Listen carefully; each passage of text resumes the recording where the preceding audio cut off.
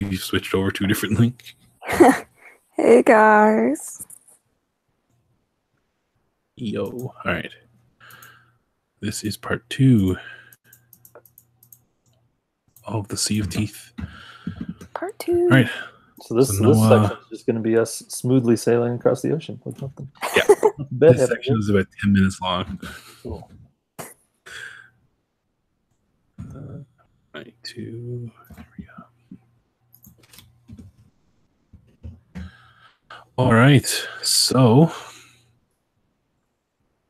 What? Mm-hmm. You guys all slept through the night on the Alton, with the exception of Roland, who found sanctuary in the tavern. It is okay. So day breaks. Roland, you wake up in the tavern. Do you have anything you'd like to do, or are you going to head to the ship? I'm going to go straight to the ship. Straight to the ship? Okay. So you head over, start making your way to the docks. The rest of you guys wake up. What would you like to do as you're getting up and meeting the day?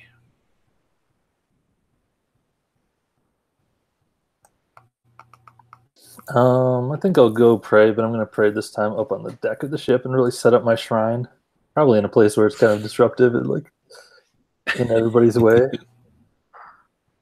Okay, that sounds good. Sharkbait gives you a real stern stare as you do this, but doesn't object. Sweet. I think I'd like to maybe like check the harpoons and like weaponry that we might use when facing the Meg, because that's what our captain suggested that we were doing. So I want to make sure that they aren't going to spontaneously not work. Oh man, really? Why would you do that? Yeah, so the way the armory, I guess, so the weaponry of the Alton works out, there's 2 like huge harpoon guns mounted to the bow, the back of the ship, and then there's 1 on each side. So basically, a harpoon can be fired from either side or 2 out the back. There is also various vats of oil that can also be dumped into the sea and lit with a flaming arrow or something and caught on fire, or like basically a flammable oil that's used as well. Aside from that, there isn't much in the way of other weaponry. There's the general stuff. You have like rope and hooks and things like this, but if you would like, give me an investigation check just to inspect everything, make sure it's all working order. Okay.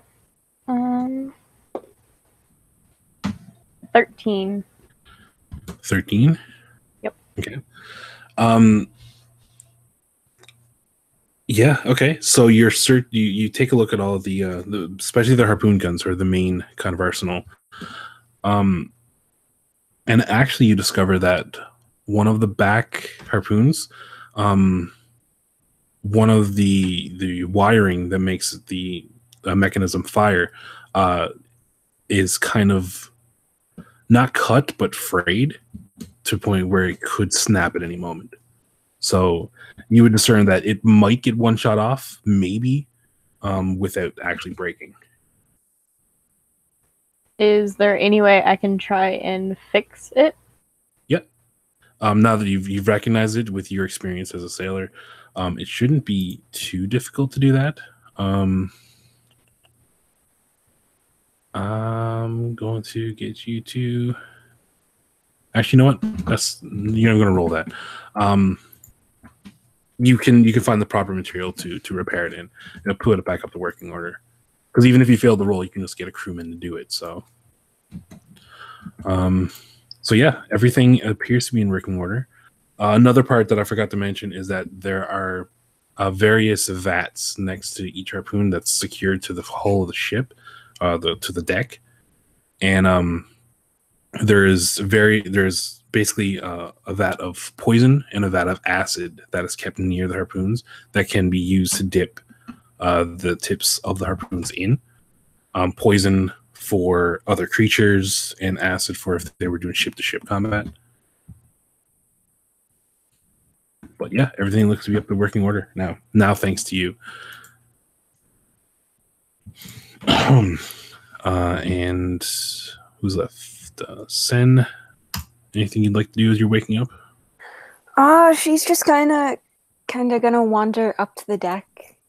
As she passes shark bait, she looks vaguely disappointed and just kind of goes and looks out onto the horizon.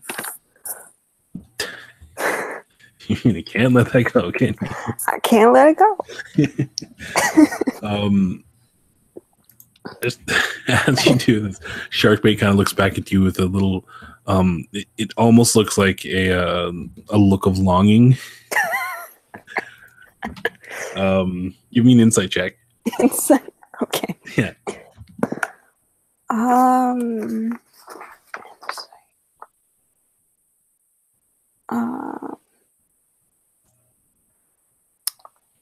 That is a 17. Okay. You're confident in looking, just assessing the situation that it's possible that she was playing hard to get and wanted you to try a little harder, but is very upset that nothing came of it. As she goes to start mending sails and such and make sure everything is good to go for the voyage. Okay. All right. So again, if there's nothing else, you guys all notice on the ship that there is a couple of Mal Shar residents that decided to come along as well. Alistair is not, but he is seeing you guys off on the docks. There's a bunch of people you haven't met yet. There is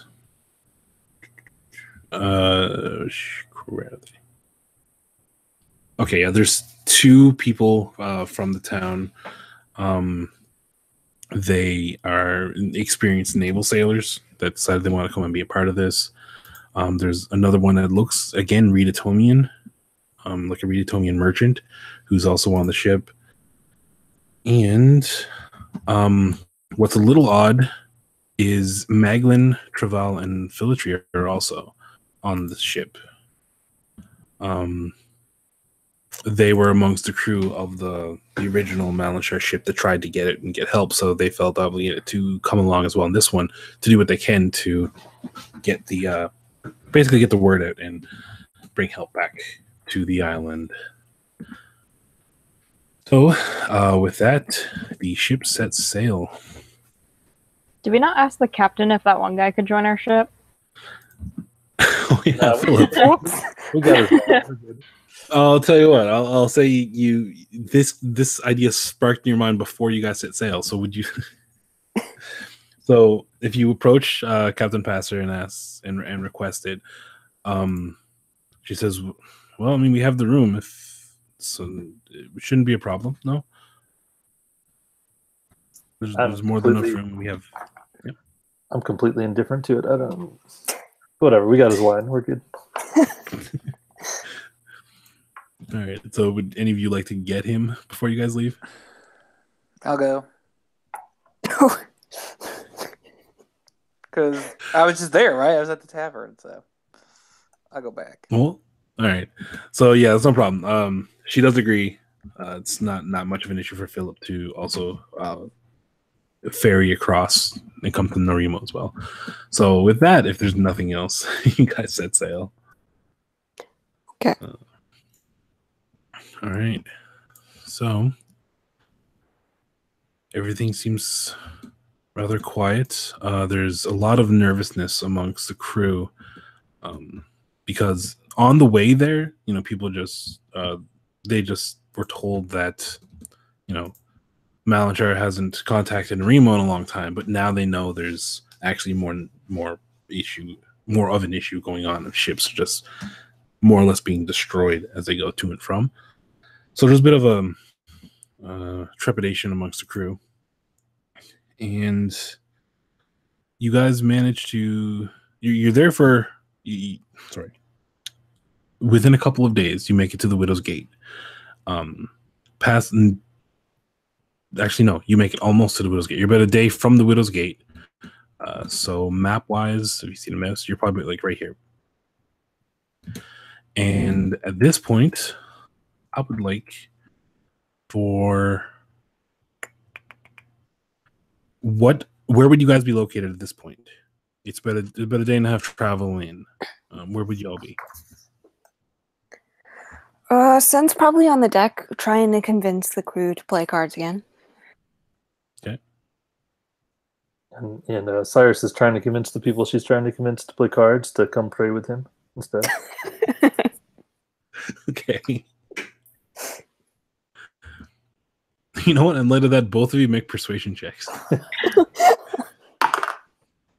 I'm going to be just looking out in the sea. Devin, that's a nat 20. Whoa, I got a 9. Nobody's buying into Talos today, unfortunately. Yeah. Oh, Lord. Okay. And Coney, you're going to be looking at over the sea. Roland? I'm in the armory playing with the harpoons. You're playing with the harpoons? Okay. Yeah, I just want like looking at them, like what's going on with this. I'm gonna go buy the acid, throw something in it.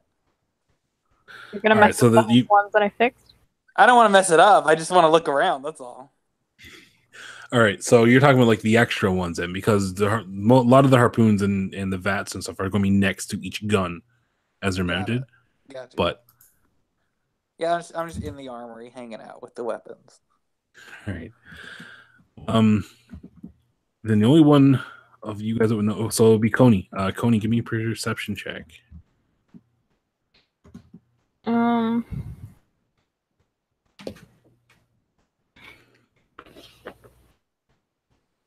8. 8? Yeah. Okay. Whew, all right. As you're looking out over the sea, something catches your eye. It looks like a large fin, but does not appear to be it does not appear to be a large dorsal fin or anything. There's just like a narrow object sticking out of the water. And it's probably about 100 feet off. Okay, I'd like to monitor it to see how fast. Like, is the thin thing that I see, is it moving like on its own, or like just kind of waiting in the water? It's far enough away that it doesn't, like, it's hard to tell if it's moving or if it just seems like it's moving because, you know, you're on the ship and the ship is going. But yeah, your best guess is that it is moving. It's slightly getting larger, which tells you that it's moving towards you. Okay, so I'd like to go to shark bait if I can find her. And oh yeah, she's on the deck. Okay. I'd like to let her know that there's something moving towards the ship. Okay. She looks over in the direction you're pointing and sees the large object coming towards you guys. Immediately shouts towards Captain Passer, who also then notices it. And then they start yelling commands like, you know, all hands on deck, stations, the general thing you'd expect. At this point, Sen and Cyrus, you see this all going on. Like your card game falls apart and people start scrambling around.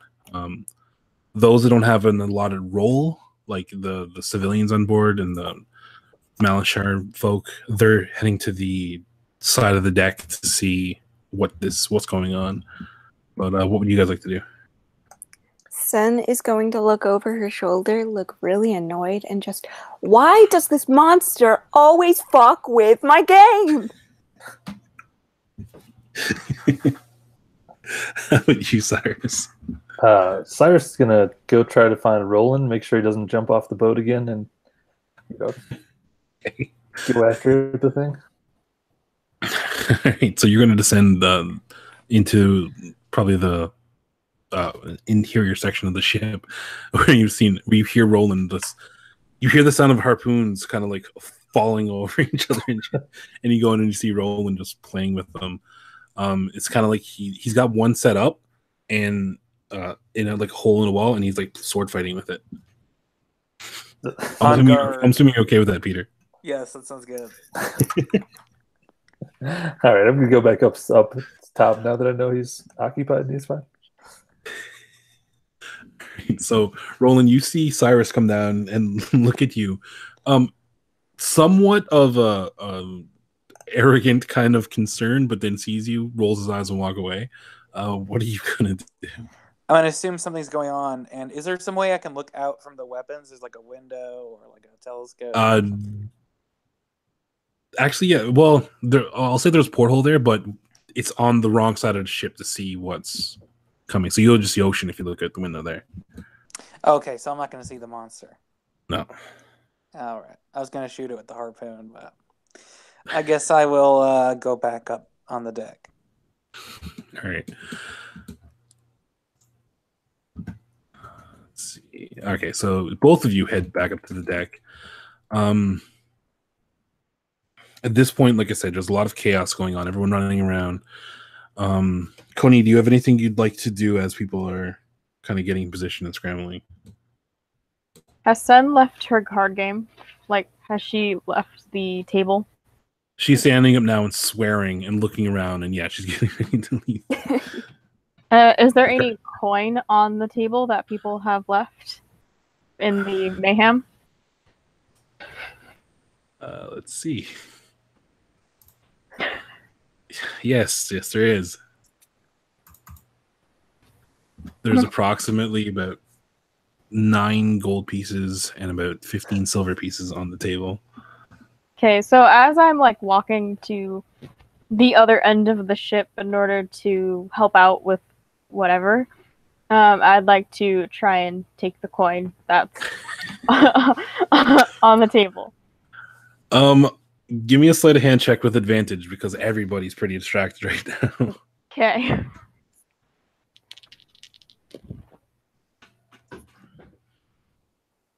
Alright.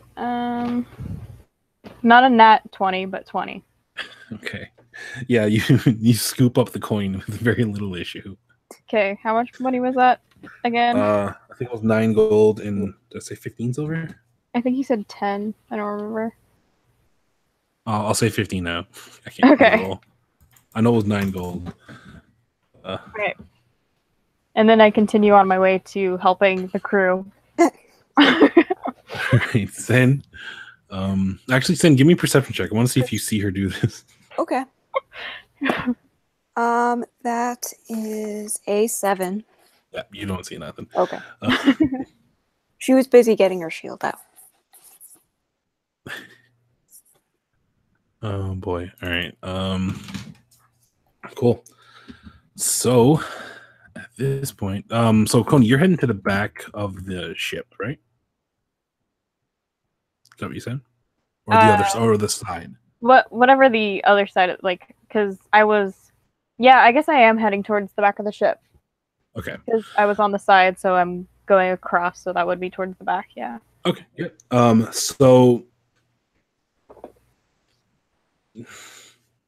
Captain Passard sees the creature coming and orders basically a hard turn of the ship to try and get the back of the ship to face the oncoming creature, basically to line up both of the harpoons. As you're running to the back, Coney, I want you to give me a perception check.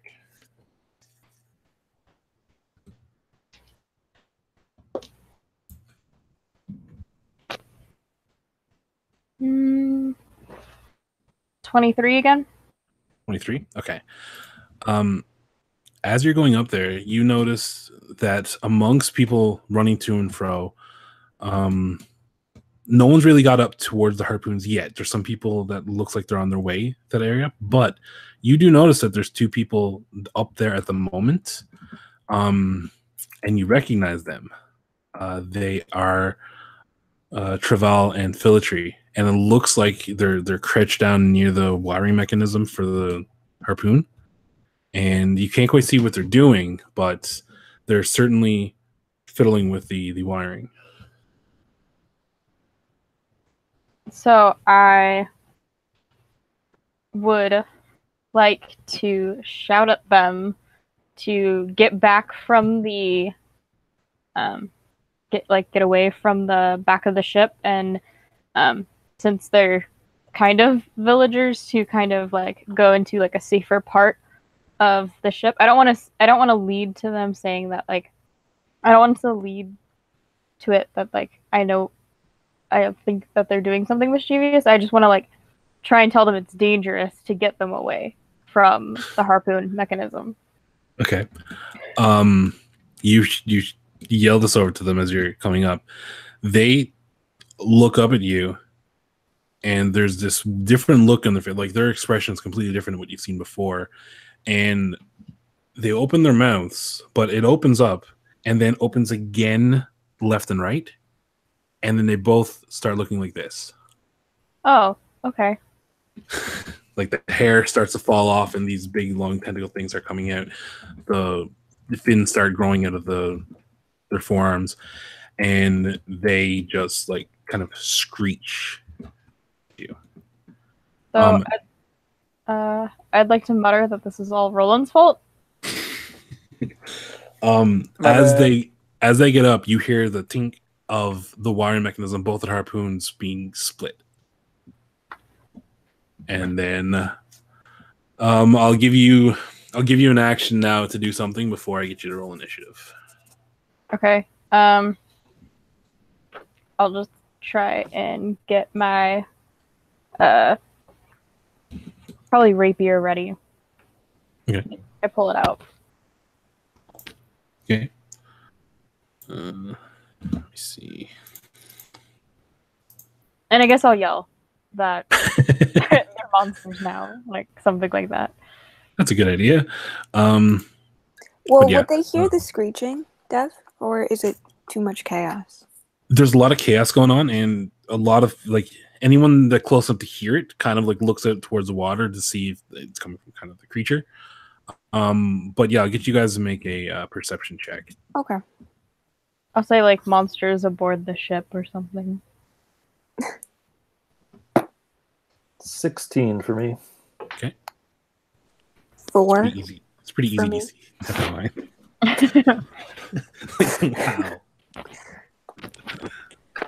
I literally set the DC at 5.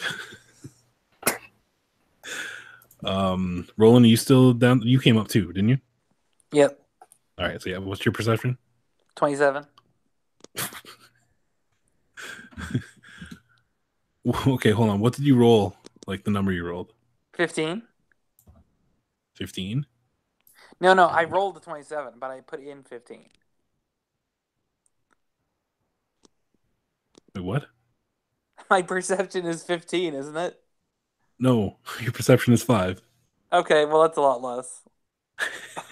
Thank you for that. I'm going to go ahead and recheck. Let's see if this is 27 again. 21, not bad. All right.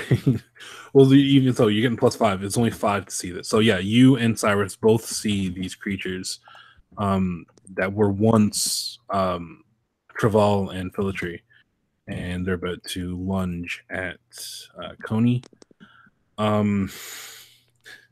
Sen, unfortunately, you don't actually pay. Like I said, you're with the crew and think it's coming from over the deck and think it's coming from the creature. Okay. So yeah, everybody but Sen roll initiative for now. So for Peter, it's a D20, and you add 6 to it. Okay. Let's see here. No, not 6, 4. I got 20. 15 for me. 18 for me. Okay.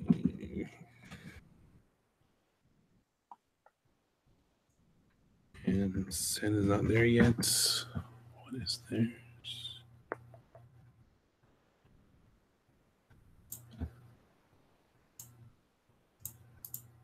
Okay. I'm still gonna say, Chris, that you have a round first, because I mean, pulling out your weapon wouldn't constitute as the full round. So if you have any action you want to do first, you can go for it, because you did kind of surprise them as they're messing with the harpoon. Okay. Let's see. I think so I have 2 daggers, like also a part of my equipment.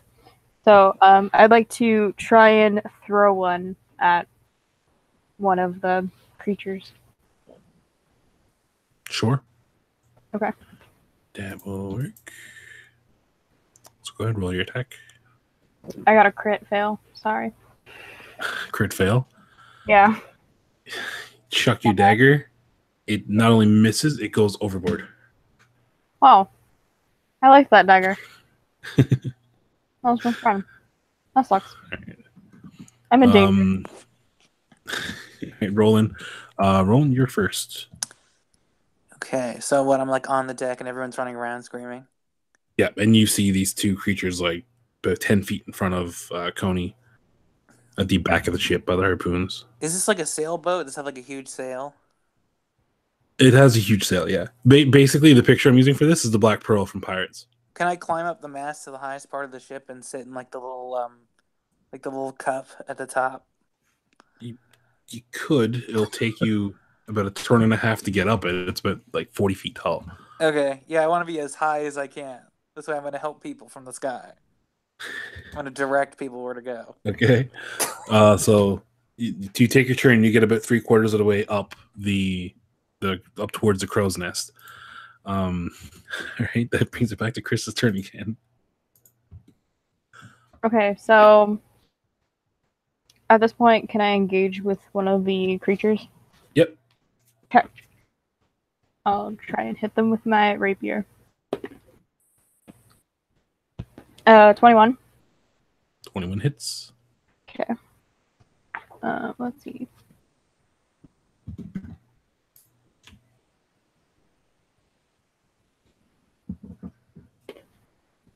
I do 7 damage. 7? Okay. Oh yeah, you charge up and you drive the rapier right through it. It lets out a screech as you pull it back and get ready for the response. Yeah. PT Cyrus turn. All right. How far away am I from this action? You came up from the armory area. I would say total probably about 30 feet or so. Gotcha. All right. Well, I will rush over to help. So my speed is 30 feet. So if I go 30 feet, can I still attack? No. Yep. Okay. All right. I will run over there then and try to hit the same one that Coney hit. Sure. With my warhammer, and that is a 9. You rolled a 9? Yeah. Yeah. Okay. So what do you add to it? Oh, so I actually rolled a 4, so it's 9 total. Sorry. Okay, so natural 4. All right, never mind. Yeah, so unfortunately the creature is able to duck and weave and avoid your attack. Dang it, creature. All right. It's their turn. The one that you guys have been attacking is going to swing at the one that buried a rapier in its like shoulder area. It makes 2 attacks.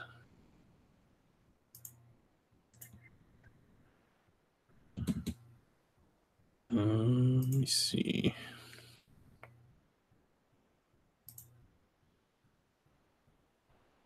One is a bite,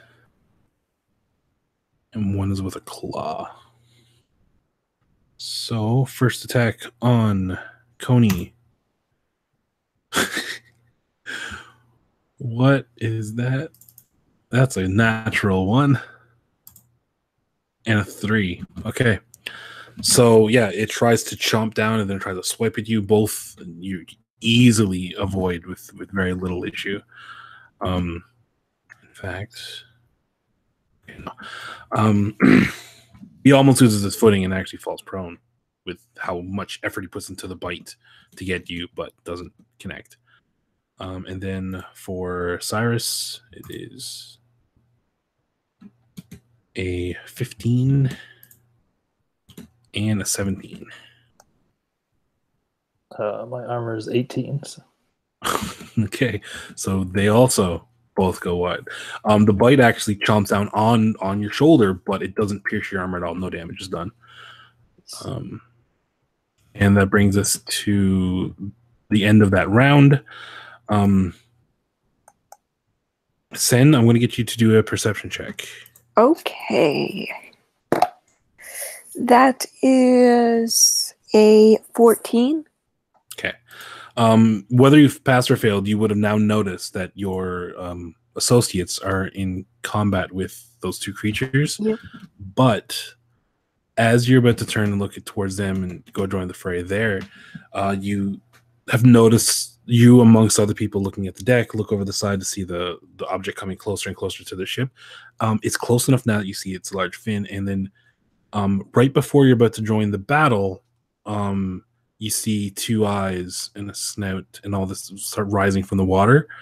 And then the creature literally leaps out of the water over the ship, crashing to the other side, and it looks like this. What the fuck? Holy shit. And again, it submerges on the other side of the ship. Like, it literally jumps over. Everybody sees this. You just watched it jump first. So is it on the ship, or did it just... No, it leaps over the top. It's about the size of the ship. Okay. It's massive. We're gonna need a bigger boat. Someone's going to say that in this game. So what would you like to do? Well, she was about to take out her warhammer, but instead, like, mid-grab, she goes to reach for her warhammer, but then after seeing this giant fucking thing come out of the ocean, she's gonna grab a javelin instead. Okay. Well, now what are you going to do with the javelin? Because the thing is, it jumped over it's submerged again in the water. Can she run? I guess this would be her action, but can she, like, run to the other side? Yeah. Okay. And that's what I mean. You get to the other side, you can look over, and you see basically just ripples of water. Mm-hmm. It's... What would you like to do? Would there be any way for her to, like, see if it's within, like... You can't see it at all. It literally dove straight in, and it's completely submerged. You're not even sure where it is now. It did the whole Free Willy thing. It just jumped over you guys and just splashed and was out of sight. Okay, well, she's gonna kind of look out, see if it resurfaces. Submerges, yeah. If you're holding your action with the javelin until it shows up. Or she could, take her javelin and kind of... Would she be in range of the things on the ship? Yeah. She is going to attempt to skewer one of them. You want to chuck the javelin? Yeah.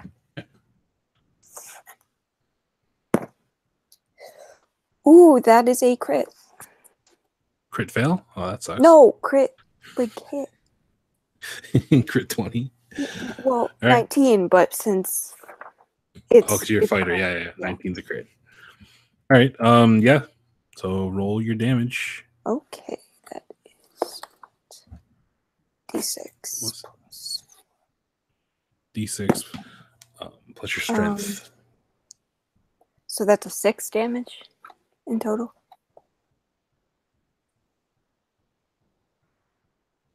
6.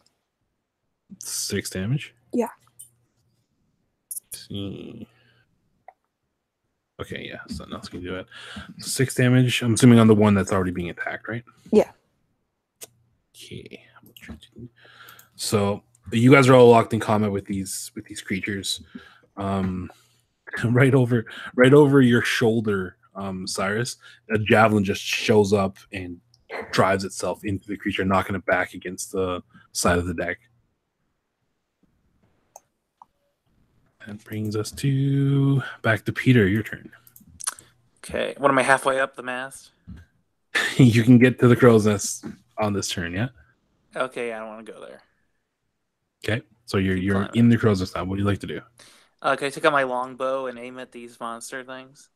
Sure. So give it a roll. Okay.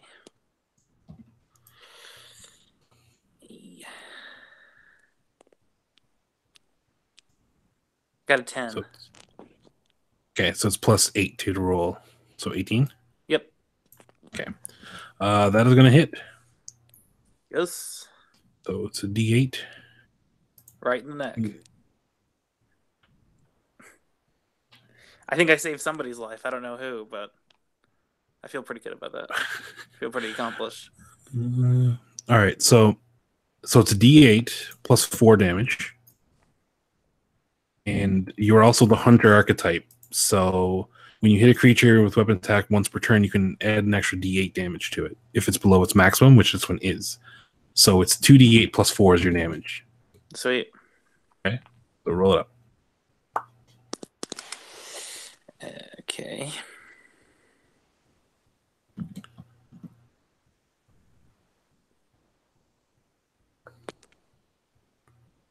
Got a 13.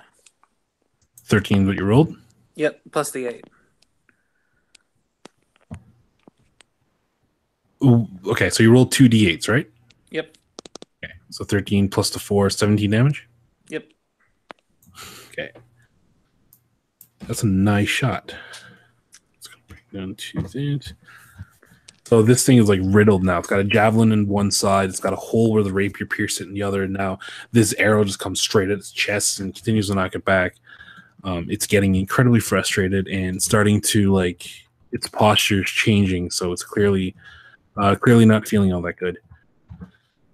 Back to Krista or Coney, sorry.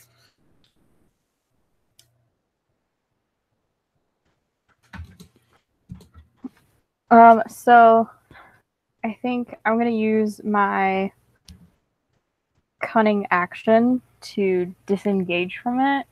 Yep. Because I want to go and attack the other one that's by it. Fair enough. Okay.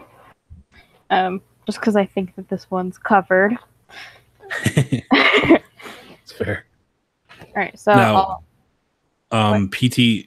Cyrus is engaged, because you're in melee with both of them, so technically still engaged with that one. So you'll get your sneak attack damage on this too. Okay. All right. That was a nat 20. Jeez. All right. So roll your damage. The way I do the crits is you double whatever your dice is, even if it's extra dice. So roll them up. Okay.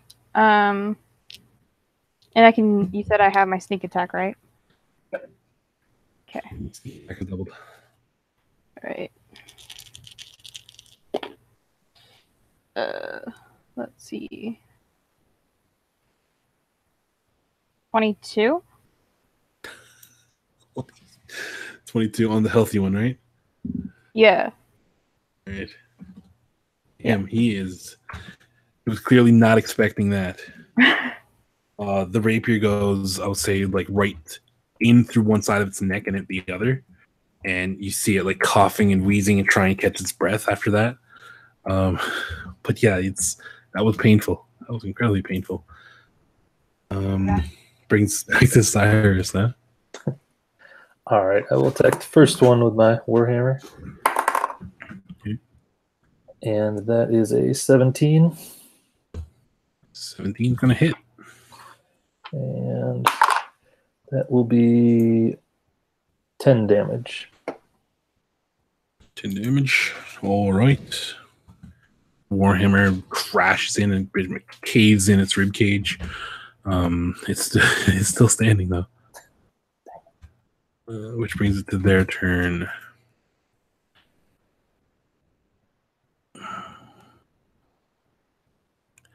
At this point, the one that's near death is going to open its jaws and mouth as wide as it can and let out this horrifying screech. I need everybody to make a wisdom saving throw. A wisdom saving throw. Okay. 20 for me. That'll do it. That's a 5, Dev. Natural 5. No. Oh, wow, really? No, natural 3. Damn. All right. I Nolan? got 17. 17? Okay. 13. Is that... hold on. 13, is that with the +3 or... Yep. Okay, so the shriek comes out, and Sen and Roland, you guys are, the sound just pierce your like brain, and it's agonizing. So you guys are trying to deal with the ringing in your ears now. You're considered stunned until the next turn. And with that, the other one, the one that was just hit by our little rogue, is going to swing back at her. So that's a 12 and a 14, which I don't think either of them hit. No, my armor class is 16.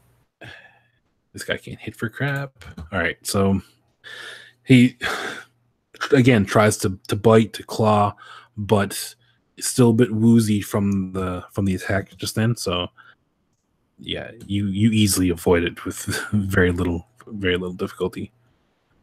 That brings it to Sen's turn, which fortunately, Sen, you're stunned. Yeah. But I don't think you can actually do anything in a stun turn. Besides maybe cover her ears, but that's about it. That's kind of what you're doing. You're like covering your ears and like crouching down.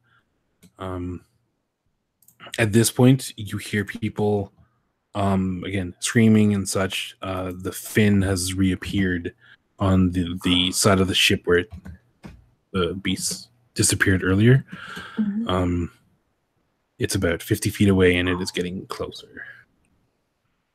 It's going to bring us back around to Roland, who is also stunned right now.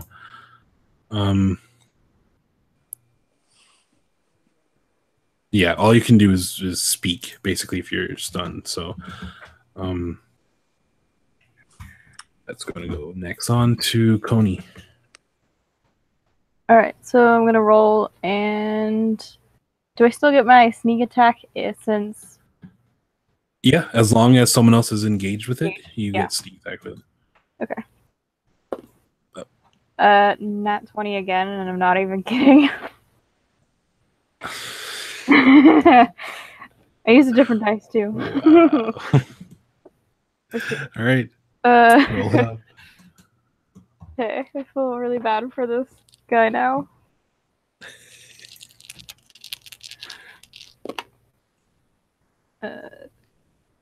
So this one is 20. 20? Yeah. Only 20 this time? Okay. Yeah. Yeah. This time, okay, so you stabbed him horizontally through the neck last time, then he like bit at you, clawed at you, and missed. You duck and weave, avoided the attack. And as he tried to claw you this time and you moved, you take your rapier and shove it straight forward this time. So again, you pierce his neck, but it's through the front to the back this time. So now he's kind of like a little cross made out of his neck. Is he still alive? Oh yeah, he's still alive, but he's like literally gasping now and like falling back and trying to recompose itself. Sounds good. Sounds good. Cyrus. All right, I will attempt to hit Gaspy. Go ahead. That is a 14. 14, I believe, hits. Yes, it is. And that will be 6 damage. 6 damage? Yes. Yeah. He is, once again, he's not moving very well, so it's not too difficult to strike him again with your warhammer. It doesn't kill him though, but he's on shaky legs right now. Leave that now brings us back to them again. So it's going to, the one you just hit is clumsily going to try and swing back at you, sir. Mr. Cyrus. Good luck. And that is a 12. Oh, and a non-natural 20. Ooh. That one's That going one to hit. hits. That's only the claw, though. That is a plus. So that's 8 points of slashing damage as a claw comes across your chest. Alrighty. Then for my reaction, I'm going to use Wrath of Storm to hit back at him. And he has to make a Dex saving throw. Dex saving throw. And it's got to beat a 13. Dex is +1. I rolled a 3. Okay, he fails. Nice. All right, so that does 2d8 lightning damage, and I've got a thing, Destructive Wrath, which makes it so any lightning damage I do is just automatically the maximum. So it's 16 damage. 16 damage. All right, so he claws at you, and I guess this enrages you to the point you call upon Talos's guidance and his power, and through you surges this gigantic bolt of lightning that just pretty much incinerates the creature in front of you. It isn't dead, but it's literally just like taking all of its strength just to keep on its feet. Nice. Like it's not long for this world. Sen, that brings it back to your turn. Okay, so if she wanted to drop her shield and take out a crossbow, would that count as an action, or? It wouldn't. Not really, no. Okay, so she's going to do that and attempt to fire at the creature that is on its last legs. Okay. Ooh. Stealing the kill. Yeah. That is a 17. 17 for Dex? Yeah. Yeah. Because I rolled a 13. So. Hold on. Okay, yeah, that's right. Yeah, that's gonna hit. Okay. So I roll D8. Ooh, that is an 8 plus 2, so 10. Okay. Yeah. You see the lightning just surge from Cyrus into the creature, and then the creature is like just gasping for air. So you pull out your crossbow and take aim and fire. No looking, the fucking shot, and it slams into like the heart of the creature, and then it's just that it cries out and falls to the ground, motionless. Yay! I Theon Greyjoyed it. Murder, yes. While it's your turn, give me a perception check. A perception check? Okay. Yeah. Ooh, that is a that's a 6. Okay, that's enough. You didn't need very much for it. Okay. You see the creature fall to the ground, and all of a sudden, like the tendrils on top of his head just fall off. The sharp fins on his forearm just like melt away into water, and slowly the creature transforms back into the sight of the old man Philitry. Oh, laying dead on the ground. And on that note, that brings us to Roland's turn. Yes. Now, so there's one more creature, and then the huge sea creature outside. Okay. I'm gonna aim my longbow at the creature in the ocean. Okay. Give it a shot, sir. Okay. All right. 10. A 10. That is going to miss. Yes. Oh no. All right. I'm gonna cry. I'm crying. She's just crying. I'm crying up in the crow's nest alone Okay. in a fetal position. Yeah, so okay, I'll rephrase it. It's not that it missed. You do hit the creature. It's just it literally just bounces off the like the side of its head, so it doesn't puncture its natural armor. Okay.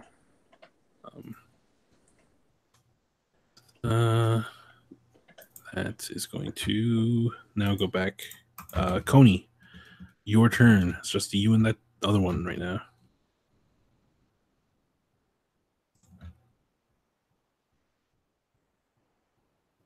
Coney. Krista. Oh, sorry. All right. So, let's see. So there's still one creature left, right? Still one. Okay. So I'll try and attack that one. Okay.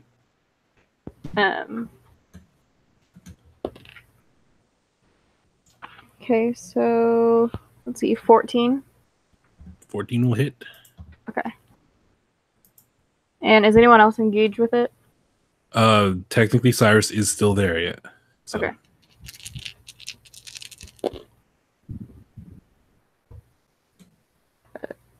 That's 10. 10 damage? Yeah. Dear God. I'm running out of things to describe of you maiming this creature. Yeah, so again, it's another shot true.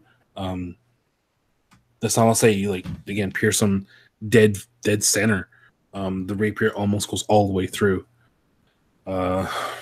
It does let out one of those horrid screeches that you heard earlier, but yeah, it's not dead, but it's not your biggest fan right now. That's okay.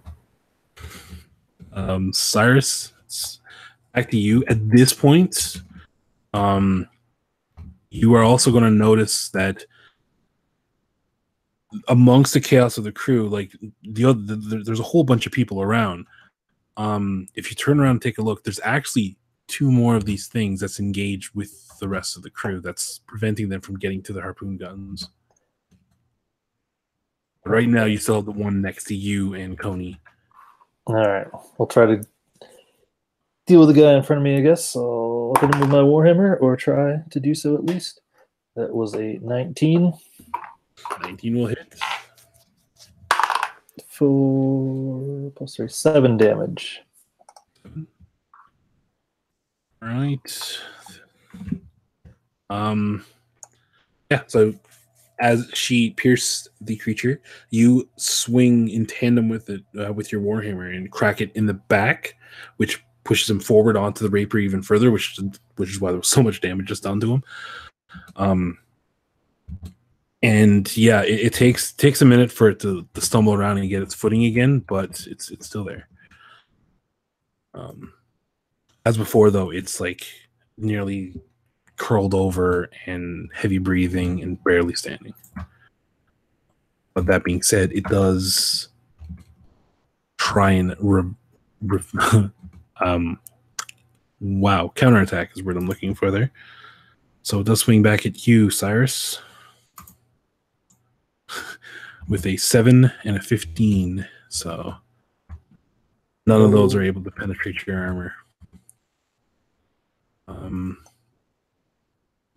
This point, the creature is close enough to the ship A tendril, what looks to be like a large tendril, could be a tentacle of some sort, reaches up and slams into the side of the ship.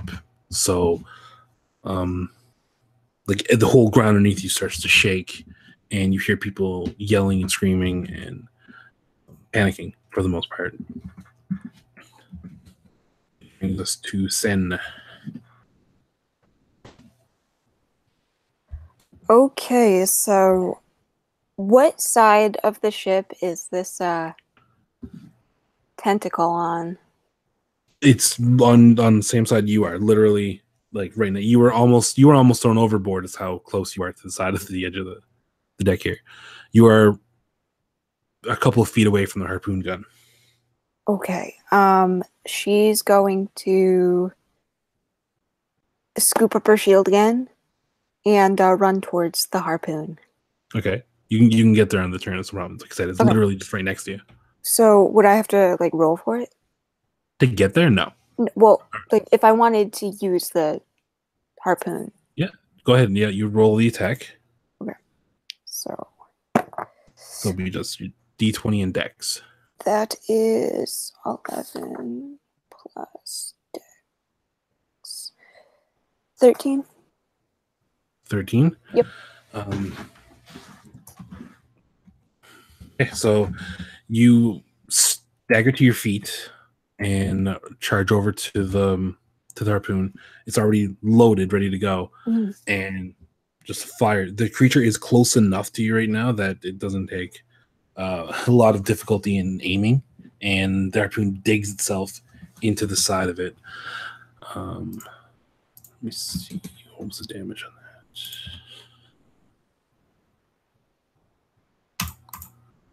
Okay, so yeah, the harpoon buries itself into the side of the creature. The creature lets a vicious roar go through, and you notice around the wound where the harpoon entered a bit of like bubbling of the flesh. So it looks as though this one was actually dipped in acid before it was put onto the gun.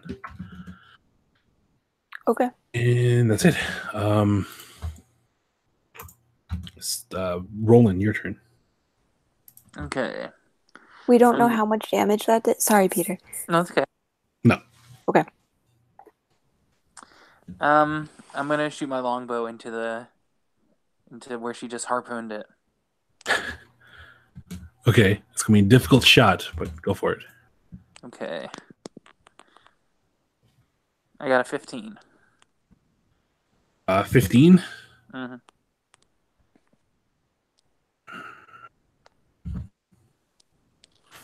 You know what? Sure. I think you would. Yeah. Okay. Yeah. You do manage to get pretty close to it. Not dead on, but pretty close.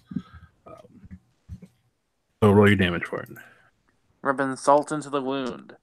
Okay. Damage. I got a 5. 5? Okay.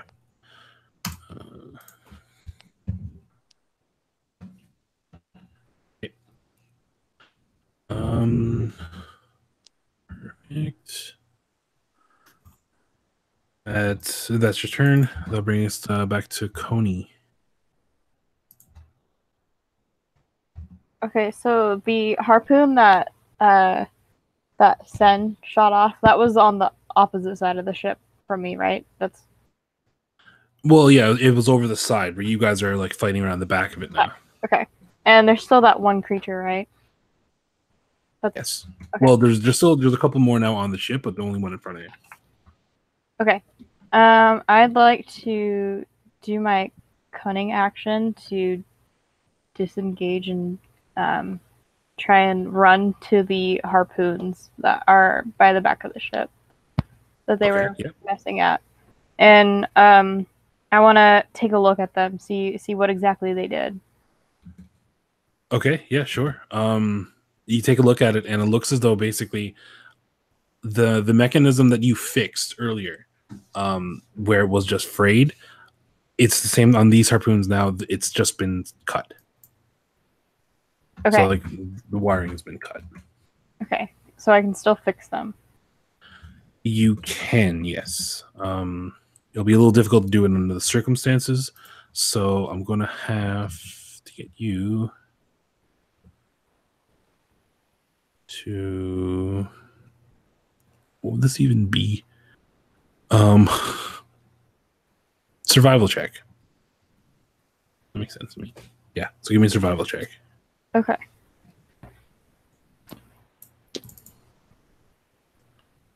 $19. Okay. Yeah, with that, that's you're able to go up to one of them, at least on this turn, and at least in your opinion, adequately repair it so that it's actually operable now. Okay. And that'll bring us back to Cyrus. You're still facing the creature one-on-one. All right, just me and all my friends, huh? All right. Yeah. All right, I will attack him with my Warhammer. And that is a 13. 13, that will hit. Nice. And that is 6 damage. 6 damage. Yep. All right. So as you see Coney slip away from the creature and run to the harpoon guns, you swing with the maul with all you got, and an upward motion. You get him right underneath the jaw. You hit him with such force, it actually knocks it back and over the edge, but you hear like a groan and it's just keel over and lay motionless as it falls over the edge of the ship. Nice. So you do destroy it. Ooh. And then at this point, the creature outside, which is, I get maybe what people are talking when they say Megarin, but you guys don't believe so. Slams into the boat again. Let's see.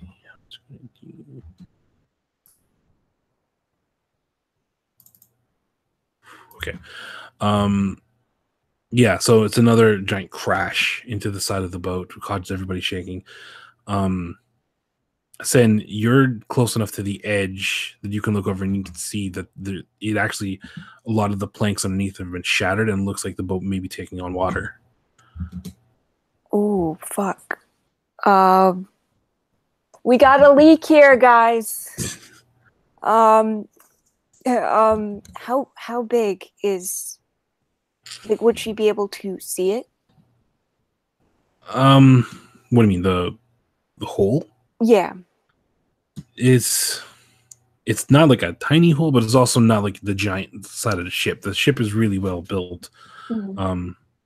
But yeah, so I can even say that you call this out, and Sharkbait hears you, and it points like 3 people and points towards the door, and they head off, presumably to try and repair that. Okay. At this point, again with Captain Passer at the helm, she has the boat turning. So as the creature smashed into the side, the boat is in the midst of turn, and now both of the harpoon guns in the back are facing it. The creature is right at the behind the ship now. So that brings us to your turn, 10.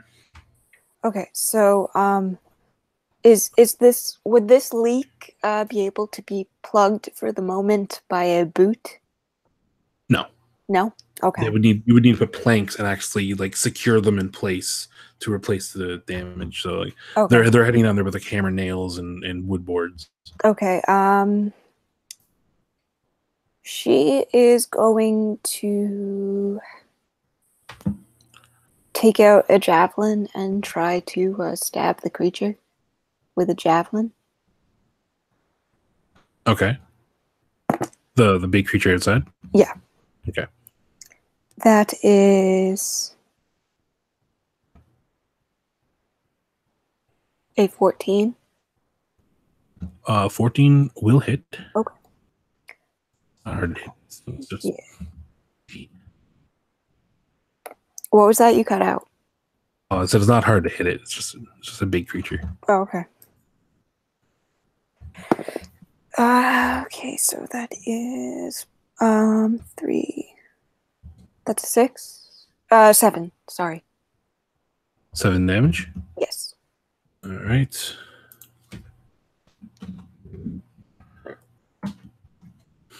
Okay. With that, like I said, the the Alton begins to turn to position the creature behind it. But before it succeeds in the turn, you do manage to chuck a javelin and drive it into the creature.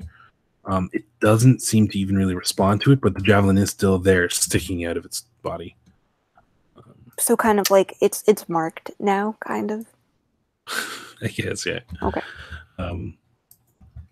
Roland, you see the Yep. creatures near the back of the ship now. There's still a couple more of these smaller creatures that are on the ship, and they're like slamming in and fighting with the other crewmen. But what would you like to do? Okay.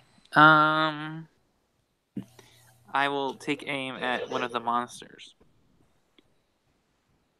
Running around. Okay. Yep.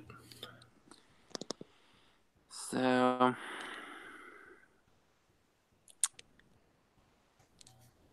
I got a 7.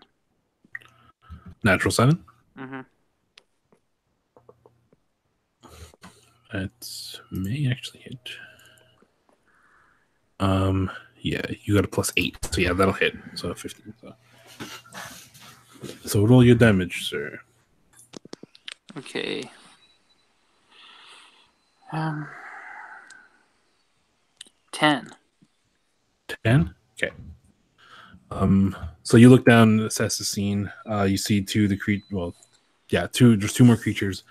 One is about to take a bite at a shark bait, but you fire down your longbow and strike it in the side to knock it off balance enough so for her to turn around and be able to parry the attack. Nice. Tony, that brings it to you. Okay, so I'm just going to run to the other harpoon and try and fix it also. Sure. Another survival check. Okay.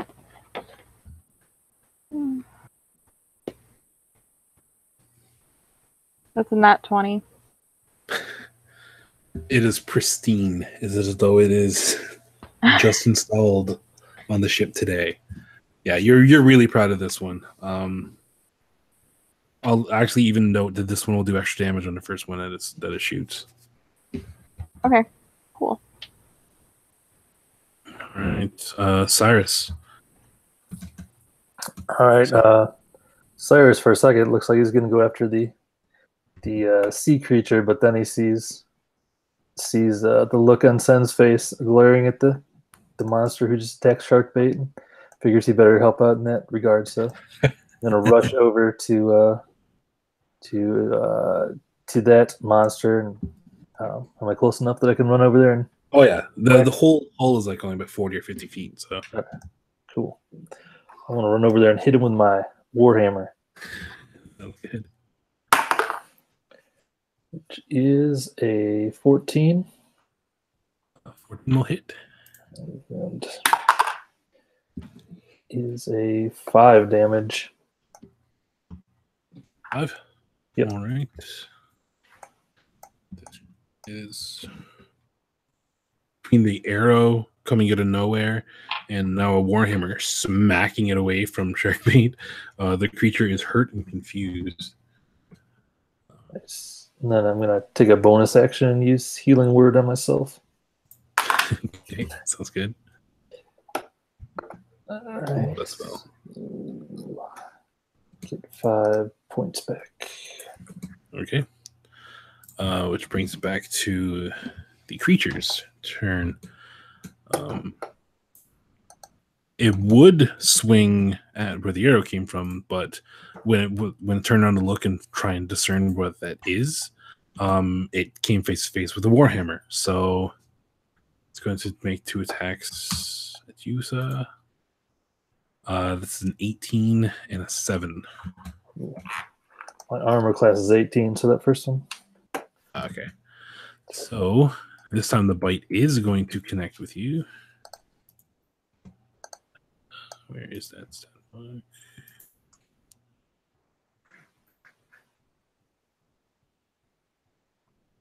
Oh, there it is. Actually, there's less damage in the claw. So it you're going to get 5 points of piercing damage. Sweet. All right, I'm going to use my reaction, Wrath of Storm again.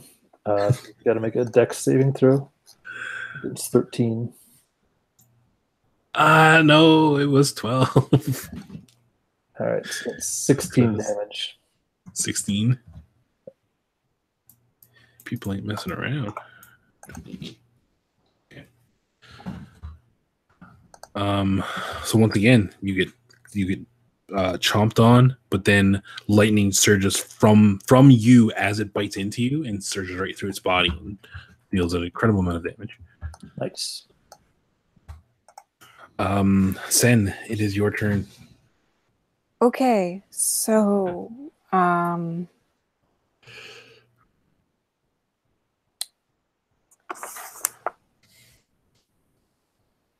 would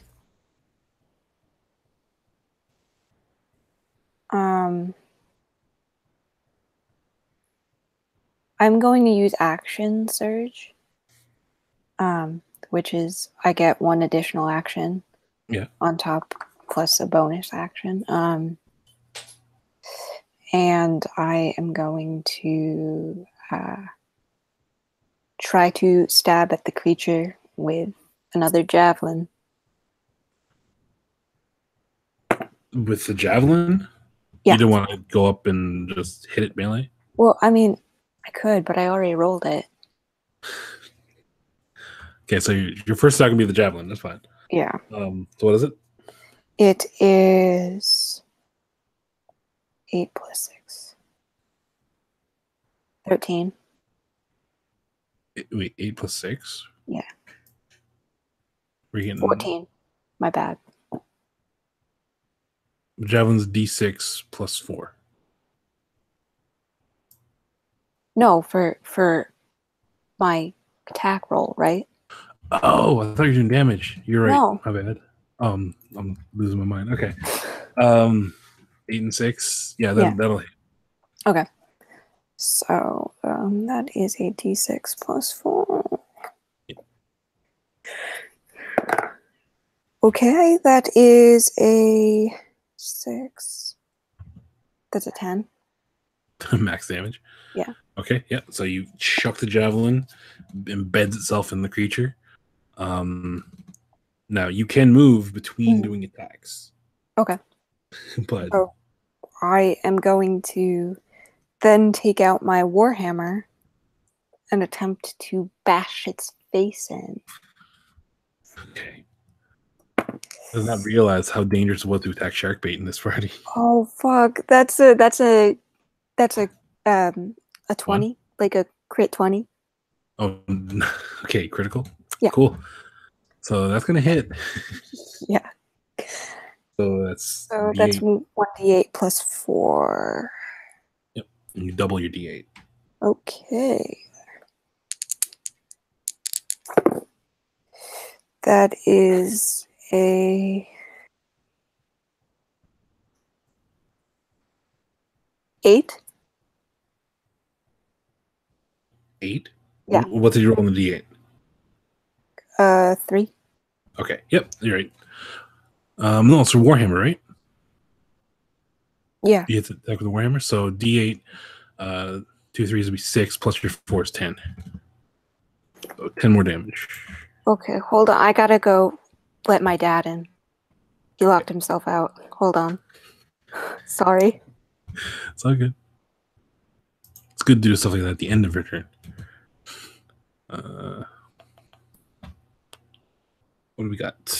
Back to Roland. Okay. What to do? I'm just up here alone. It's nice scenery up there. Actually, Total really ocean nice. floor. It's like the breeze is really nice. Yeah, it's very scenic. Man, what to do?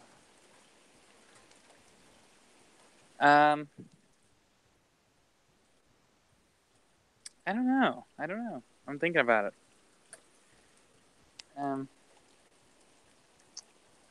Can I? I'll follow the captain. Is that good? What do you mean by follow the captain? With my bow. I'm just like covering the captain. Oh, okay. But I So you're keep gonna doing ready that. an action, and if someone attacks the captain, you'll hit. Yep. Okay. Yep. That's good. That brings it back to Coney. Okay, so I guess I'm going to try and attack the Meg with the harpoon that I fixed. Sure. So that just works like regular old ranged attack. Okay. Let's see, 14. 14 will hit. Okay. And then what damage do I do for a harpoon?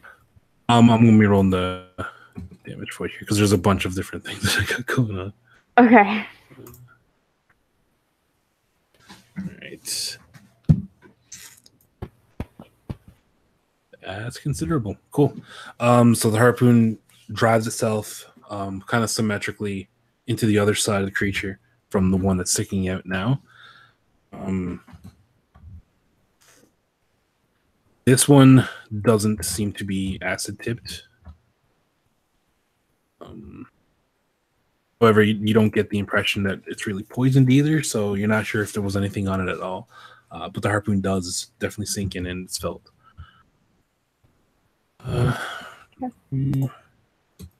What's next? I think it's... Yeah. Cyrus, your turn, sir. All right. Is that that one guy that Sen hit? Is he still kicking? He is, yeah. Yeah. Guess I'll hit him with my warhammer.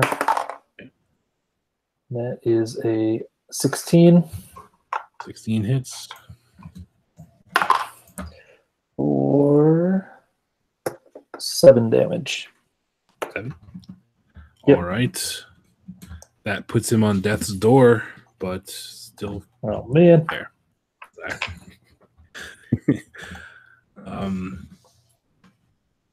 Cool. Make it back to the creatures then. So it is going to swing at Sen because she seems savage right now.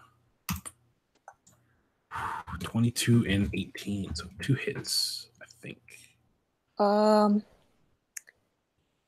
Yeah, because one's an 18, right? If Well, you're both of using a them. shield, Yeah. it'd be 18. Yeah. So that hits. Show. I think they're both the same, so it's 6.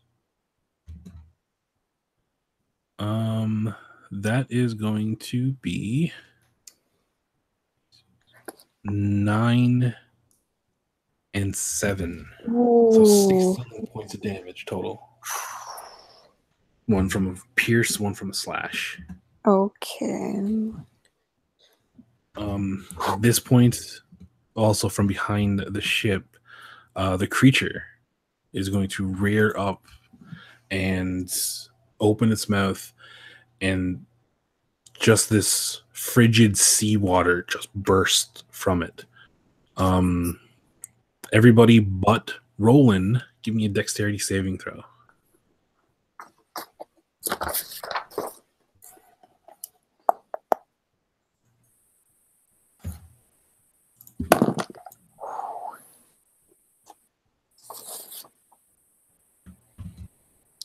I got That's 10. 14 for me, Dev. 14. Mm-hmm. Cyrus? Oops, sorry. I was on mute. 14 for me. 14, 14, and Coney, you said 10? Is that right? Yeah, 10. Okay. This frigid ice seawater bursts and just swipes through the deck of the ship. All of you take 27 points of cold damage. And knock prone. I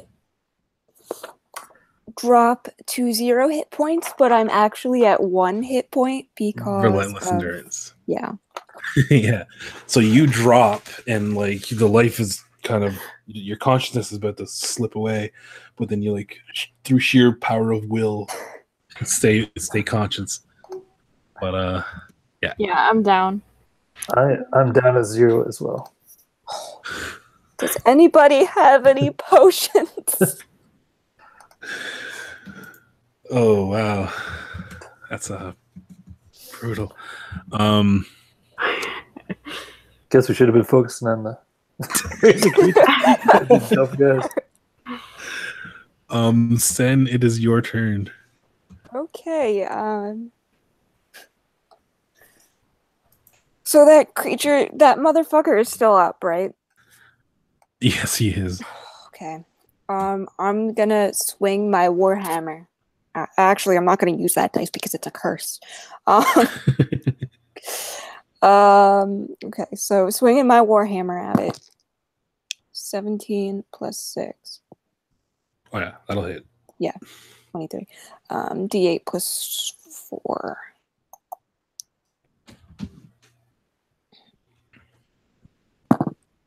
That is a 12 damage. 12 damage? Yep. That's enough to obliterate him. You Oh, fucking hell. smash him, and like it caves in his chest to the point where your maul goes right through the other side. And yeah, it just collapses to the ground. Brings us to Roland. Now, Roland, I am going to say that using the sheet that you're using for your character, the 3 spells that you had was Hunter's Mark, Longstrider, and Goodberry. Technically, Goodberry can be used as healing. What it does is you use a spell slot and it creates 10 berries in your hand, and you can feed them to somebody and they can regain 1 hit point, but it's an action to do so. Okay, I'll do that. All right, so movement-wise, it's going to Okay. take you a little bit to get down. Can I launch the berry into someone's throat from my longbow? You know what? Silence. You know what? I won't say with the longbow, but if you want, you can try and just like throw it, because both of them are down, and let's just assume that their mouths are open. Sounds good. So I'm going to let you make 2 attacks, or range attacks with the berries, to see if you can get them in. Okay. Oh my God. Okay, I got a 6. Natural 6 or 6 with your modifiers? That's natural. Okay. I think that might still do it. Let's see. This is why Yeah, you're plus 8, so that's 4. Yeah, that would actually do it. So the first one's going to connect. Second one. Okay. Let's see here. 13. Okay. As ridiculous as this sounds, you're at the top of the crow's nest and you see this frigid waters come and swipe everybody away, and 2 of your associates do not get back up. So you immediately cast Goodberry, and you have these berries in your hand. You still have 8 more, by the way, and you strategically chuck them down from the crow's nest, and they land perfectly in the mouths of Coney and Cyrus. Yes. You guys gain 1 hit point each.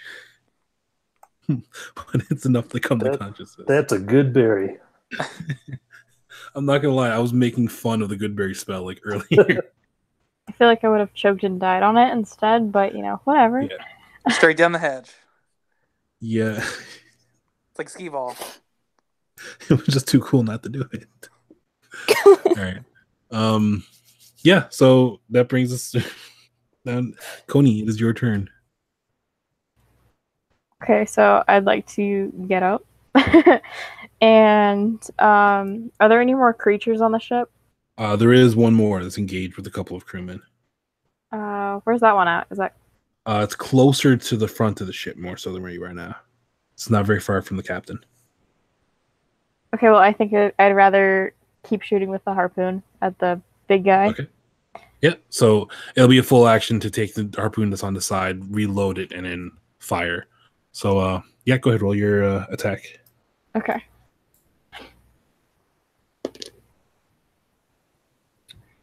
Uh, 23. Okay. Yeah, you launch the harpoon. It drives itself right into like the side of the creature's head, Ooh. and it's again, it screams. It's feeling these attacks, but it continues its pursuit. It's up to this point, it's been trying to catch up to the ship where it turned, and the harpoons are kind of slowing it down, but it's gaining up on the ship now. And yeah, Cyrus, what would you like to do? I would like to run over and heal Coney. Oh, I'm going to do Cure Wounds as a level 2 spell. nice. So let's see what that gets her.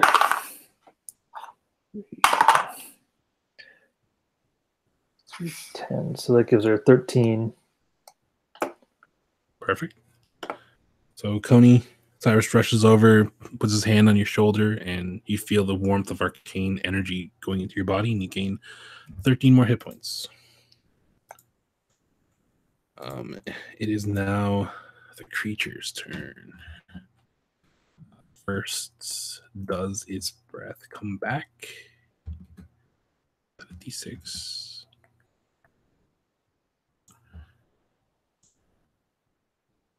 Yes. And no. Okay. The creature is going to rush up and make some attacks, basically on the ship itself. So let's see what happens there. Oof, okay, so it rushes up, it swipes a couple times at the ship. The first two actually go a little wide, but then the third one kind of like claws across the back. It does pull up a bunch of planks, but none of them are under the sea level, so you're not necessarily taking water from them, but part of the back of the ship is being torn apart. Here's next. Sen, it is your turn. Okay, so for I don't know if I have to declare it before or after an attack, but if I wanted to use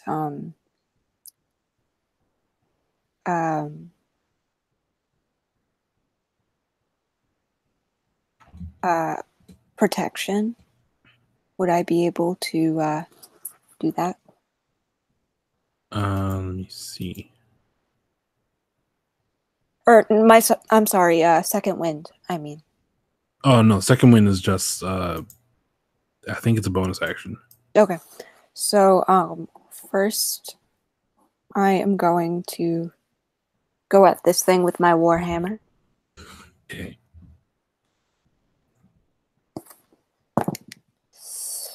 Uh, 11. Probably doesn't. That will hit just Oh, enough. Okay. So you ran over to the last creature left, and you're swinging at him, right? Yeah. Okay. Damage. Oh fuck. That is a 1d8 plus 4. That's a 5 damage. Great roll. Mm-hmm. All right. I shouldn't have used the cursed dice. All right. So yeah, and then you're going to second wind. Yeah. So D10 plus 4. A d10 plus 4. All right. 4, 8. That's 8 hit points for you. Yep. Roland, it's back to your turn. At this point, I'm going to say, because you're up in the crow's nest especially, you can see this. You guys are approaching the Widow's Gate, and you are not very far now from entering the Rom Pal Shar. Who's steering the boat right now? The helmsman. next to Captain Passer. Well, actually, Captain Passer's probably engaged with Creature now, but yeah, there's a helmsman at the wheel. Okay, and that guy's doing a good job. Ish. You know what? I'm gonna climb down and take over. You're going to take over? Yeah, I want to take the wheel of the ship from the helmsman. Because you just said he's doing an all right job, right? I could probably do something better. All right. I'm pretty tall. Unless you're planning on jumping 30 feet from the crow or 40 feet from the crow's nest, it's going to take your full turn to get down there. Okay, yeah, I'm not gonna jump. All right. So yeah, you're gonna make your way down the crow's nest and head towards the helmsman. Here I go. Right. Coney, it's your turn.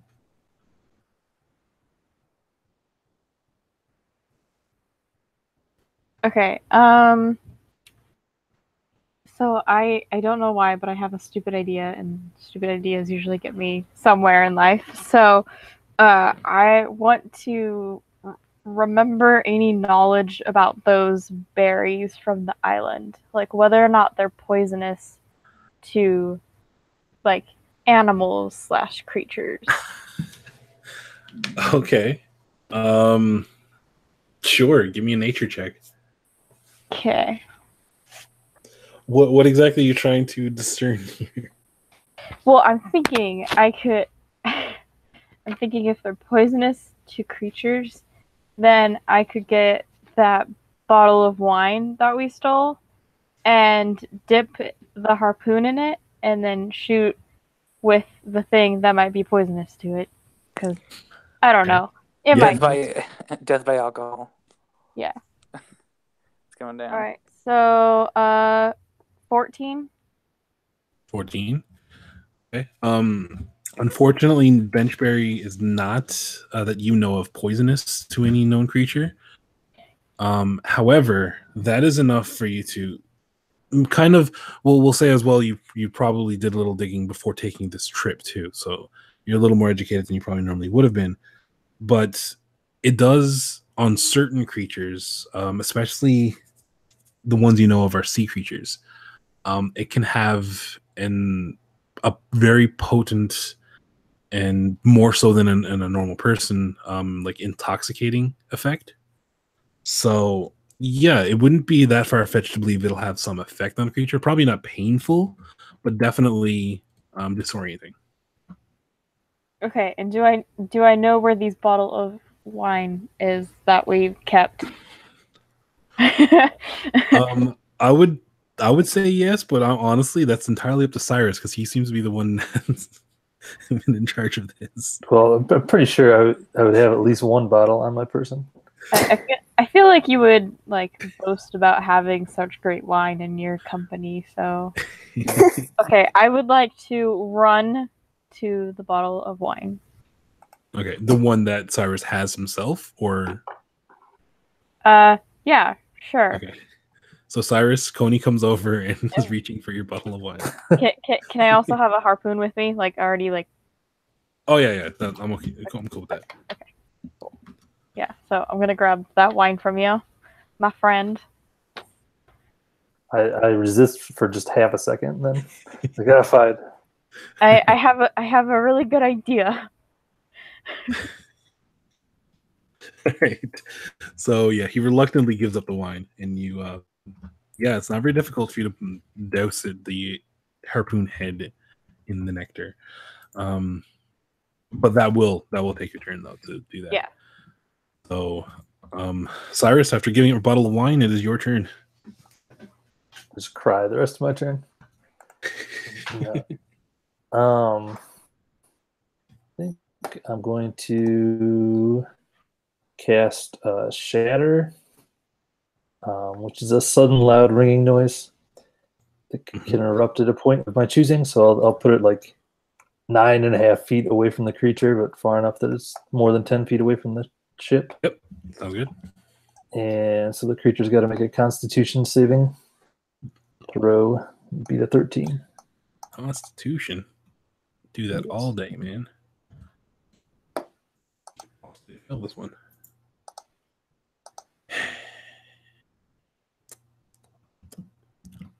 Does a 7 pass? No. Crap. Okay. Okay. So that's He failed. 24 thunder damage. Ouch. It's not even resistant to that. 20?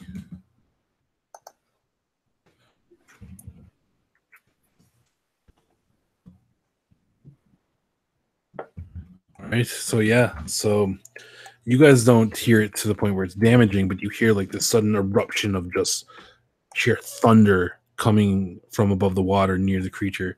The creature kind of reels back and forth at this point in time, clearly being inconvenienced and pained by the experience. Yeah, that was intense. Which brings it to that. So at this point in time, it is the creature's turn. The sole surviving scion is what they are on the ship. Actually, at this point, chops down 2 of the crewmen, and they lay dead. Sharkbait runs over, and now Sharkbait and Passer, as well as one other member of the crew, which is actually the one of the Rita Tomian that came on at Malin Shar. They're engaged with that creature now, while the outside the larger creature is going to. We have. Ooh. It looks like it's a tendril and looks like it's a tentacle, but upon closer inspection now, Sen, you see that it's actually the back of the creature. The creature is like a serpent-like form. It's whipping down through and it's trying to grab hold of you. It's trying to grab me? You're fairly close to the side of the ship at the moment. But,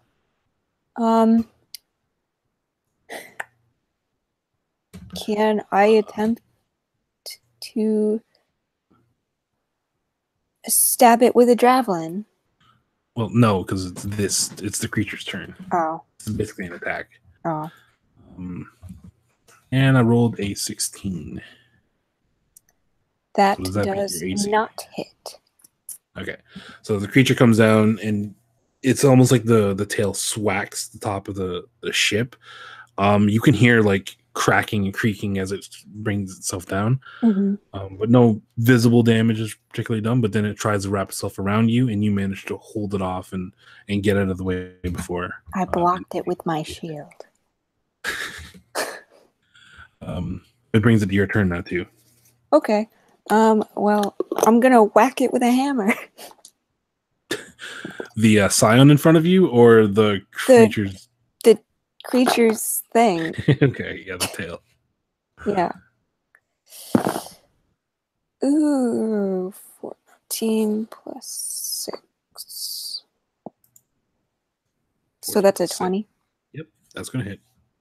Okay, so that is D8 plus 4. Where's my D8? There it is.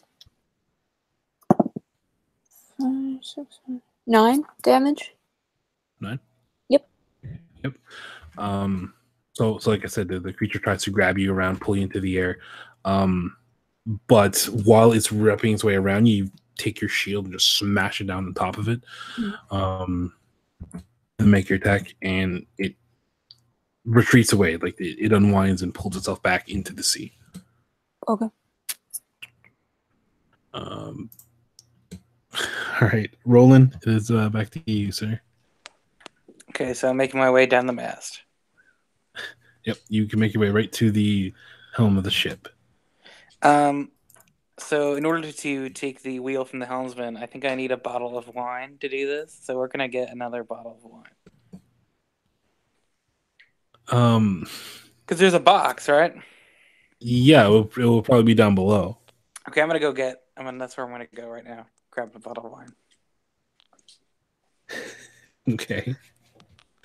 So you're gonna head down Again, that's not gonna be very difficult. You get down to where you guys are kind of bunking, and you find the chest where the bottles of wine were that you got from Malinshire. But again, that's gonna be your turn.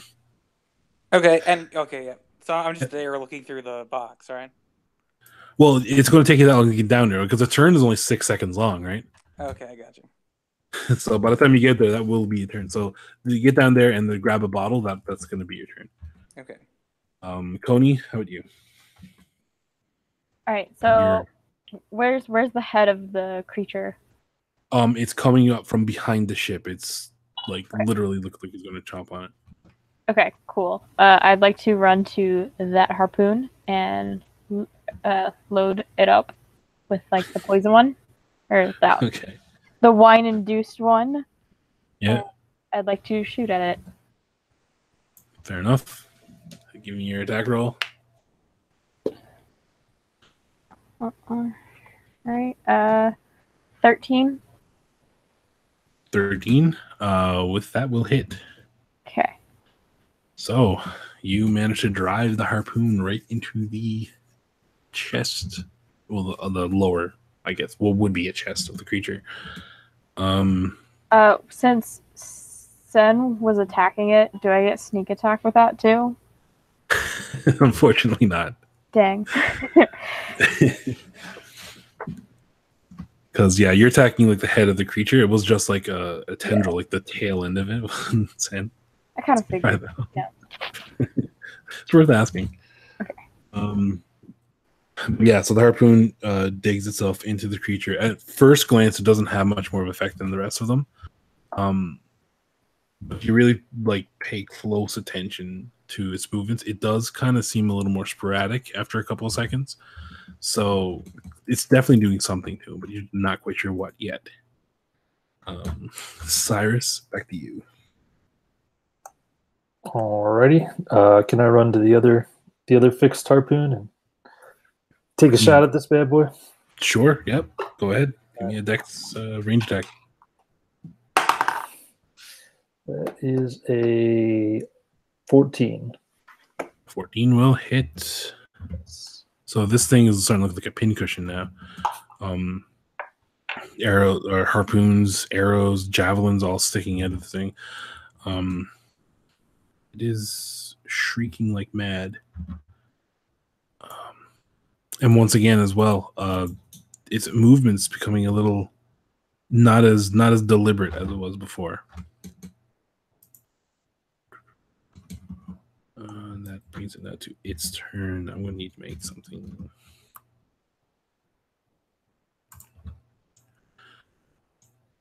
Of course it would. So after both of the harpoons drive its way into the creature, it tries to make a leaping bite attack on the back of the ship, but it actually comes up just short and ends up falling right into the water and then submerging for the moment. And that brings us to Sen. Sen, you're noticing that you guys are basically approaching and nearly you're getting towards the Widow's Gate, leading it to the Rom Pal Shar. Okay.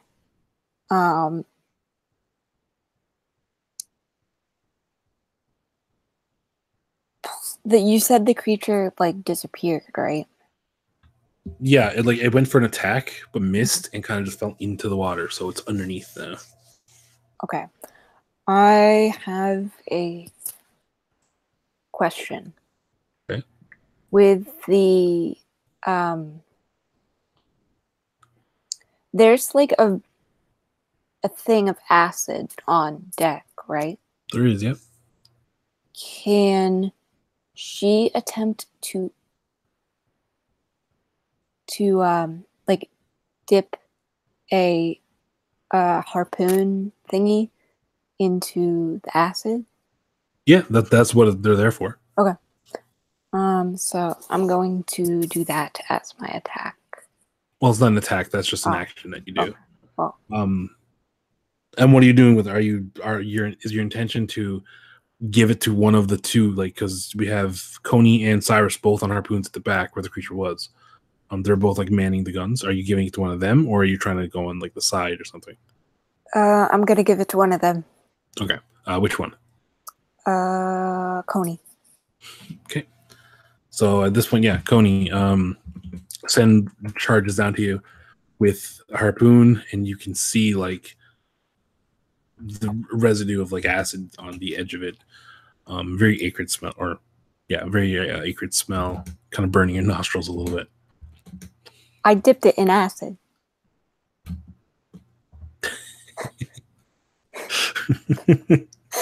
She's telling her that. Him. My bad. All right.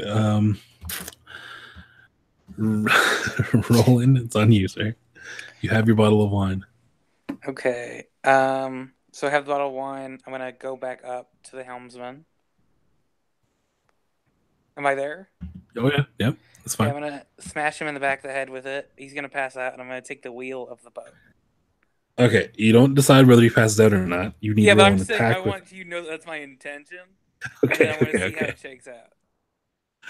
All right, so make your attack, which is straight up D20 in strength.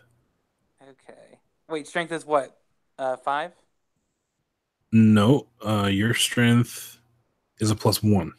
Oh, okay, got you. Okay, I got a 7. You rolled a 7 or you rolled a 6? 7. You rolled a 7. Okay, so it's an 8. So you come up with the bottle of wine, and you crack the like 5'2", 95-pounder at the wheel. Roll damage on that, which I don't even know what it would be. D4 plus your strength, which is 1. 5. 5. Damn. All right, so you crack the scrawny dude across the head. He cries like "ow" and holds back and turns back to you and like, "What the are you doing?" I'm gonna say, step aside, sir. You were supposed to pass out. You know what? I'll even say like he's still rubbing the back of his head, not quite sure what's going on, but he's really like half your size, so you just like push him and yeah, okay, you now have the wheel. Sweet. All right, cool. Yeah. All right, Coney, your turn. You now have the acid harpoon all ready to go. All right, so yeah, I guess I will shoot it with it. But now the creature's still submerged, though. Oh yeah, that's right. Okay. I think I'm gonna wait. Okay. Ready the action, see if it pops up. Okay. Well, I was thinking I think I think I want to try and get people to pour the oil into the ocean. To try and like wine or the oil? No, the oil. This is gonna be like a BP oil spill going on here. Yeah, in order to like, because you said we're getting near the entrance, right? Yeah, near the Widow's Gate. Yeah, so I want to. You'll be out in. Yeah, so I want to try and get people to put oil into the ocean to try and like prevent the creature from like escaping that direction, like past the entrance. Okay. Yeah. I'll even say that's not very difficult to get them to do because it's a common like it's the reason why it's on there in the beginning is to basically set a fire upon the ocean. So right. Yeah. Okay. They'll start dunking it into the ocean. Very environmental game this is. Cool. All right. And again, you're readying the action for if it comes up, right? Okay. Yeah. Cyrus, how about you? I will just ready in action to get ready to shoot it. Okay. We'll say you reloaded too, right? Yeah. Can I dip it in acid? Do I have time for that? Get an acid one? To dip it in acid would take the turn to prepare the arrow. All right, never mind. I'll just use the regular one then. Okay. Good. And yeah, that brings it back to the creature's turn. Roll this.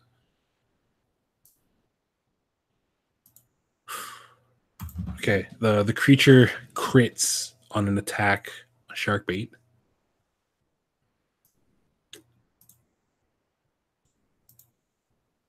Okay, she's still good. Well, not good. She's wheezing, but she's okay. Standing. And at this point, the creature reemerges from under the water. So at this point, you guys can have your reactions. So let them loose.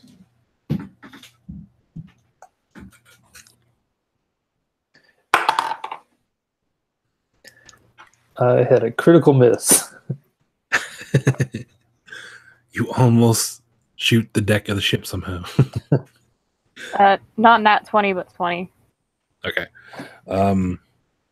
So yeah, your acid-tipped arrow or harpoon drives itself into the beast. Like I said, it's looking really strange now. There's all these objects sticking out of it. Unfortunately, Cyrus goes wide. The acid doesn't do anything, right? Because we noticed before it didn't do much. No, it didn't do like much visibly, but you can see where the harpoon connected, like even like its body around that area is kind of bubbling and such. So like I think it does feel it, but it's just where it's such a large creature, it doesn't do a whole lot extra.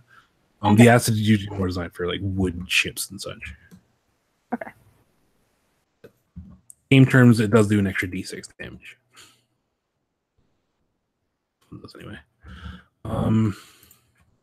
Yeah, so the creature comes up, gets impaled by one of these harpoons, and then opens its mouth and shrieks, and a giant blast of cold, frigid water soars through the bow of the ship. And I'll need you guys, except for Roland again, who's at the very edge, the other side of the ship, to make deck saving throws.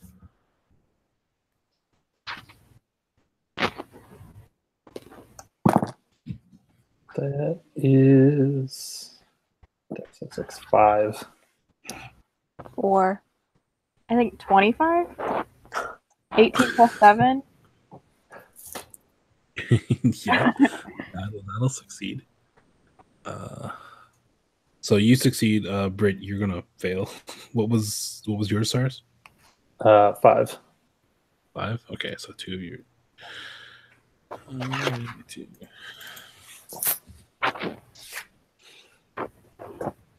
It's not that bad. It's 14 points of cold damage. And on successful save, you take half. So you take 7 for that. Tony? Okay. It's enough to take me out. Oh no.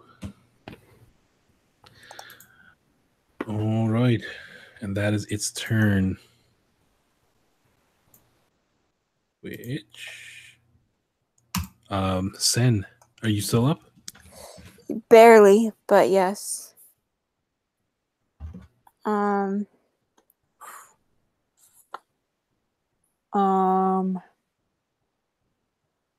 I am going to cast protection on myself. Is that not how it works? No, protection is something you do. It's not really a thing you cast. What it does is if you guys were all attacking a creature, and it attacks someone within 5 feet of you, you can give the attack disadvantage. Okay. So can the creature is re-submerged, right? Re-emerged, yes. Oh, well, yes. It's up now. You can see it. I'm gonna take out a javelin, dunk it in acid, and try to chuck it at the creature. Okay. Yeah, sure. Go ahead. Give me an attack. Yep. 10 plus 6, 16. That'll hit. Okay, so that is 1d6 plus 4. Where's my d6?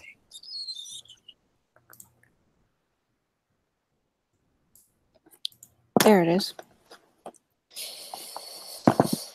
9. Okay, 9. Plus 3 acid damage. 12. Okay. It's the javelin finds its way into the creature. It doesn't stay in, but yeah, it does what it's meant to do. A little bit of damage.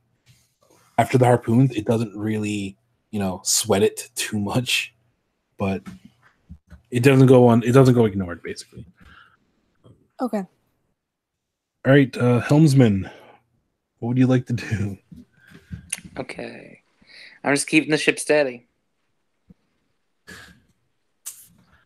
right, if you're gonna do that,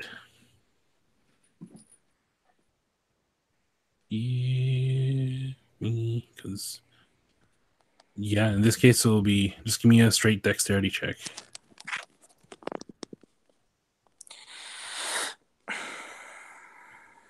So D20 plus 4. 12. 12. Mhm.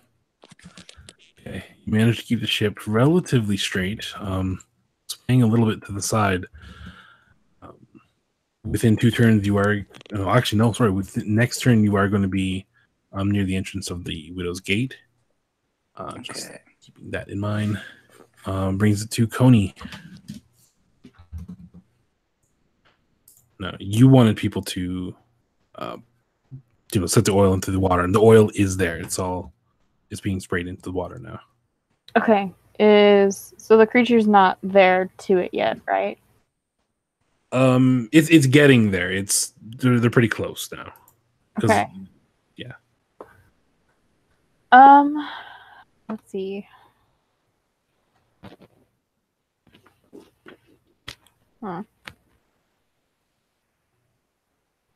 I think I will just try and is there any wine left? Did I use the whole bottle last time? I wouldn't assume you would. I assume you just frankly poured a bunch over the thing and then just kept it. So yeah, I would say you still have some wine. All right, so I would like to dip another harpoon in wine.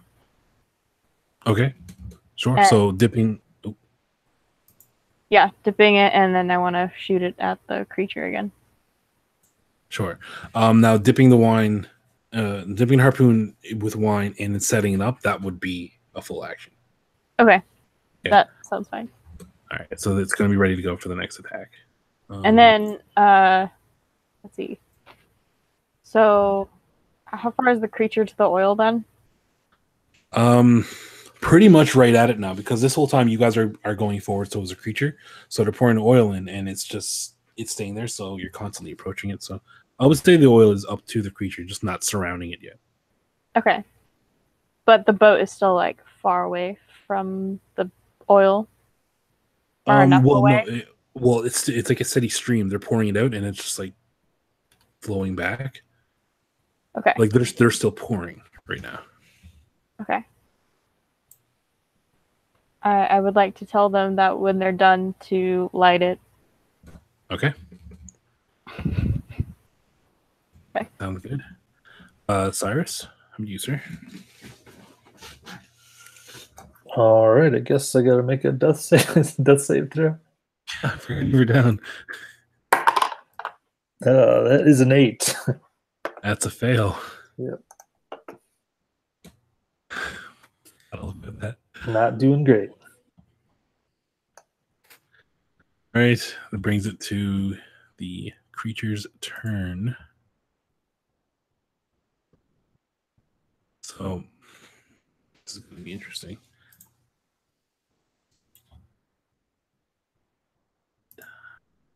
So the scion on the ship is going to take another swing at shark bait and crits. However, Captain Passer has kind of pushes her out of the way and takes the attack for her. He takes a pretty nasty blow. The creature ends up slashing right across the back of her, like her whole back. She's not down, but she's like really off center now. So this battle is still going on over there. While the creature chasing the ship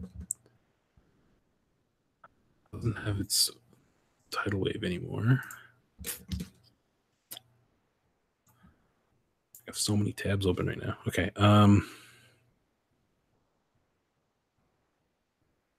Yeah. It's going to just make straight up attacks at the ship, seeing that the back of the ship is starting to buckle. It's going to try and sink it.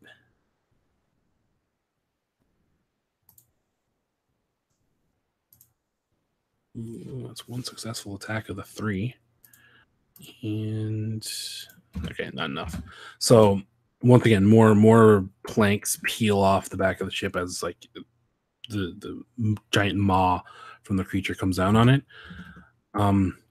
However, when it tries to make a second and a third attack on the ship, the creature kind of like keels back and hesitates, and then you guys can see it like start coughing up and kind of like heaving, and looks like it's having difficulty breathing, but still in pursuit of sorts. Sen, that brings back to your turn. Okay, this is probably the most fucked up thing I'm ever gonna do in D&D. You've done a lot. Okay, so you said that the creature took out members of the crew, right? Yeah, there's 2 dead members of the crew. Captain Passer and Sharkbait are both looking pretty bad. Sen is going to grab one of the bodies and like pick up one of the bodies, dip the feet in acid, and then throw it into the ocean. Okay. Is that possible? It's possible, sure. Do you understand where I'm going? I do. Well, I don't understand the intent. I think I do. If you dip something in acid and the creature eats it, then the creature eats the acid and then it disintegrates from the inside. Okay, that's what I thought you were going for. All right. Yeah, that's actually not very difficult to do either. But I will make you do an athletics check because you're doing it in a timely fashion and not trying to get hit by the creature and everything that's going on. Okay. Okay. Athletics, you said, right? Yeah. So I think you're proficient with it. So it'd be strength +2. 12. 12? Okay, that's enough. Okay. So you take one of the bodies of Captain Pastor's crew, dip the feet in acid, and chuck it over the side of the water. All right. Now, R.I.P. well, maybe because right now you guys are entering Widow's Gate, and Roland, you're at the helm. So I need you to give me a dex check to keep the boat straight. Okay. 15. 15 is enough. You managed to keep the boat on course, the very narrow, harrowing passageway, just long enough to get through there. The concentration to do that is going to eat up your turn because that was not easy for you to do. Which brings us back to Coney. Coney, all the oil is out. What would you like to do? So how far away is Cyrus to me? Maybe 5 feet. Like it's the next harpoon over, so maybe 10 at the most. Okay, so I'd like to go over to him and help him because he's unconscious. Okay. Yep. That's a good idea. So that will be a medicine check. Yeah. Okay. You got this. 10. 10. That would count as a successful saving throw. So yeah, sure. It's good enough to stabilize him. So no more death saving throws for Cyrus. He is fine. Woo! I mutter, "Give me some wine, please." I do owe you wine. I'm sorry. Well, unfortunately, you are still unconscious. So unless there's something introduced to your system to give you some HP, you can't ask for it. Now, I mean, you can give us some wine if you like. I mean, we can see what happens. Yeah, sure.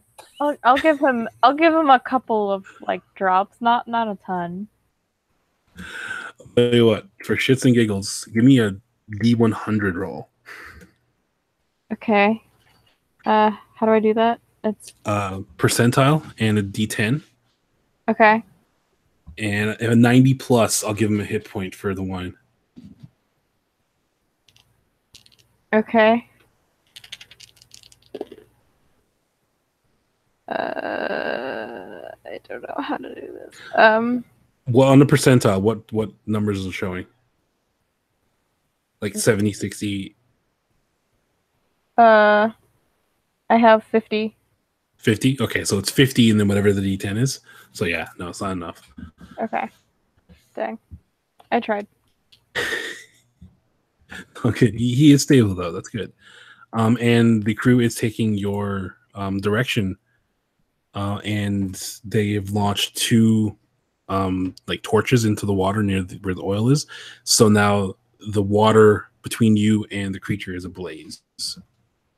Okay. And that's right on the entrance of Widow's Gate, right? So we would have to turn the ship a little bit.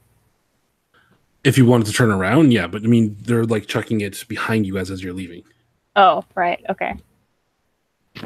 Okay. And then can I yell at some crewmates to maybe gather some nets or something to maybe potentially catch the creature? Or no? You could. I would need a persuasion roll on that because I don't know how many of them are too eager to capture it when it's destroying their ship. Right. So okay. It would be very compelling. Okay. Because I think we should capture the beast and kill it. So, not 20. They are. Yep, they're very, very open to your suggestions. You've not led them astray so far. Okay. So yeah, so they're gonna start gathering some fishing nets and such. Okay. Cyrus, you are still down, unfortunately. It's now time for the creature's turn. The creature is deterred. The heaving and such continues for a while, and you begin to see the movements of it is pretty. Again, like I said, it's pretty sporadic. It's kind of a little all over the place, and it's getting worse as the minutes go by, or the seconds go by. With the fire coming up now, it seems like honestly, it kind of seems like it reinvigorated the creature. It flares up and yells, and then it dives for you guys, trying to get underneath the flames and trying to get towards you. At this point, it is Sen's turn. Okay. So the creature is still behind. You guys can see it on the water, and there is still the scion on the ship that's engaged with the crew. Okay.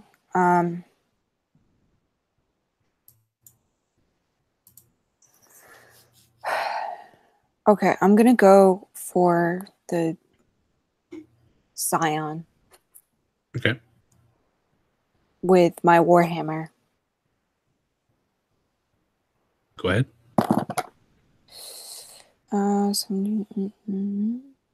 22. That will hit. Mm-hmm. So a D8 plus 4. So 11.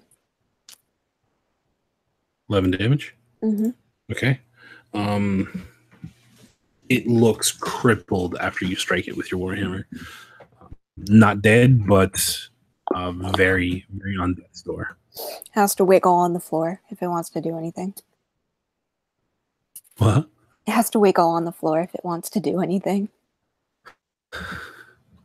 Basically. Pretty much. All right, Roland. Now, you have successfully navigated through the gate, and you are on a good trajectory to head back to where you came from in Nori-Mo. Give me a perception check while you're navigating.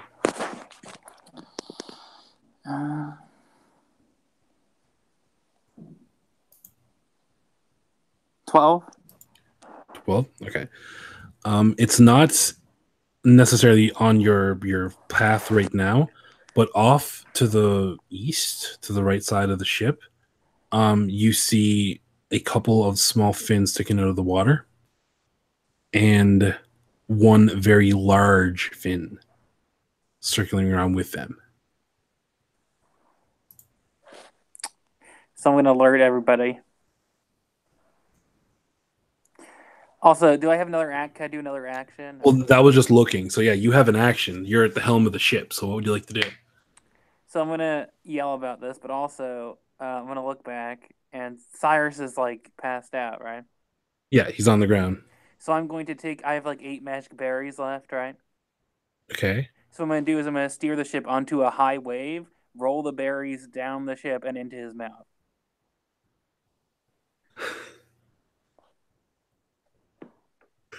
That is the plan. Give me... I don't even know what the... dexterity? 21. God damn it. It defies all logic and defies all physics. Yes. But you steer the ship. The only way to really pull this off, you got to give it a hard cut to the east. Mm-hmm. So you do, and just as you put the berry on the ground, it rolls down. It doesn't go in his mouth, unfortunately. I'm not giving. But wait, but I wanted to throw all 8 at the same time. That was my plan.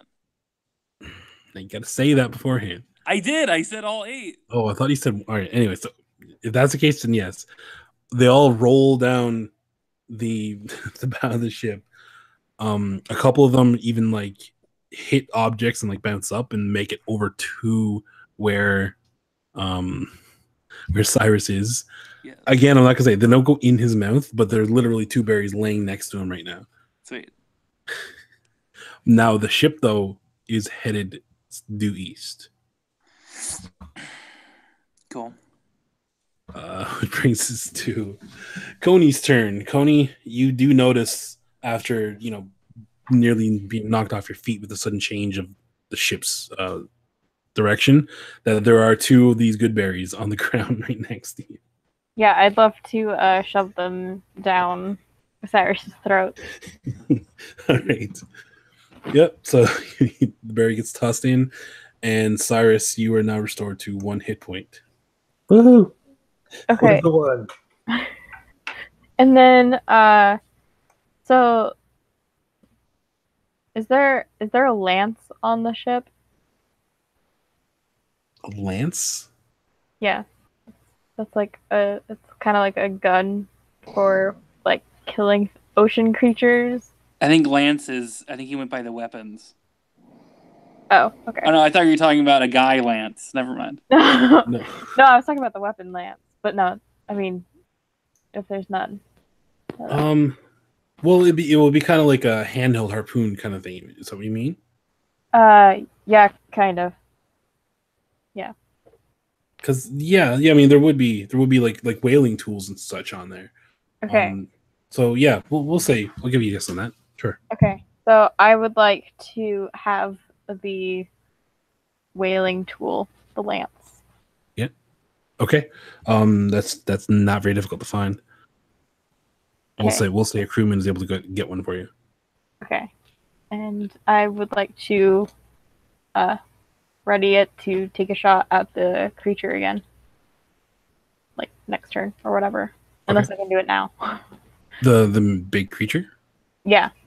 Now, Cyrus did like load that harpoon next to him before he was KO'd, so there is a harpoon ready to go. That's true. Okay, I can just do the harpoon then. Yeah, go ahead then. Dex attack. Okay. 19. That will hit. Okay.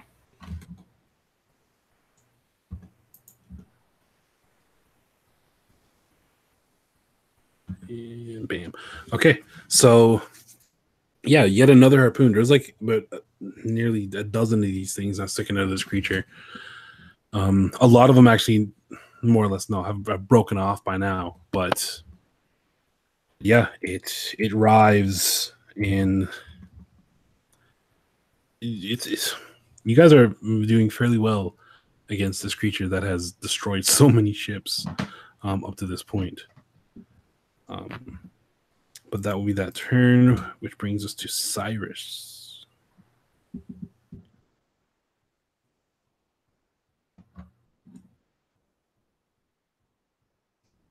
Assuming Cyrus is conscious. PT? Hey. Your turn, sir. All right. Sorry, my audio cut out for a minute. All right, I'm going to try casting Shatter again at the sea creature guy. So he's got to make what was it again? A Constitution saving throw. Constitution. Beat 13.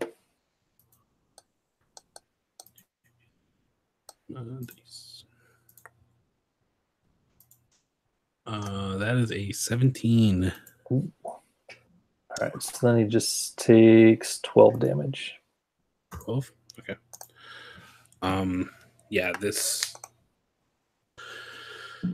definitely not a surprise it once was. And between the noise shattering its head right now, and this like really dazed kind of expression on its face, the creature is really disorientated. What we could probably assume to be is a result of the wine infused now, even if it was a little bit. It's been getting gradually worse and worse and worse as this fight has gone on. So, yeah, the creature's kind of having trouble even going, like, swimming straight towards the ship, which is allowing you guys to get a little more distance from it. That brings it to its turn. At this point, the body that Sen threw into the ocean, the acid burned away some of it, and now blood is beginning to flow. So aside from all the chaos going on with the large creature, there's a spatter of red coming up that's starting to also fill the surrounding water. Anyone that wants to take a look over to the side, actually not even the side now, straight ahead of where you guys are headed, the couple of dorsal fins and the 8-foot dorsal fin are basically pointed directly at you guys and is charging forward. The creature itself is actually too disoriented to make an attack, so that's it for its turn. However, the Scion is going to make another couple of swings. This time it's going to be at Sen, and that's a 16 and a 12.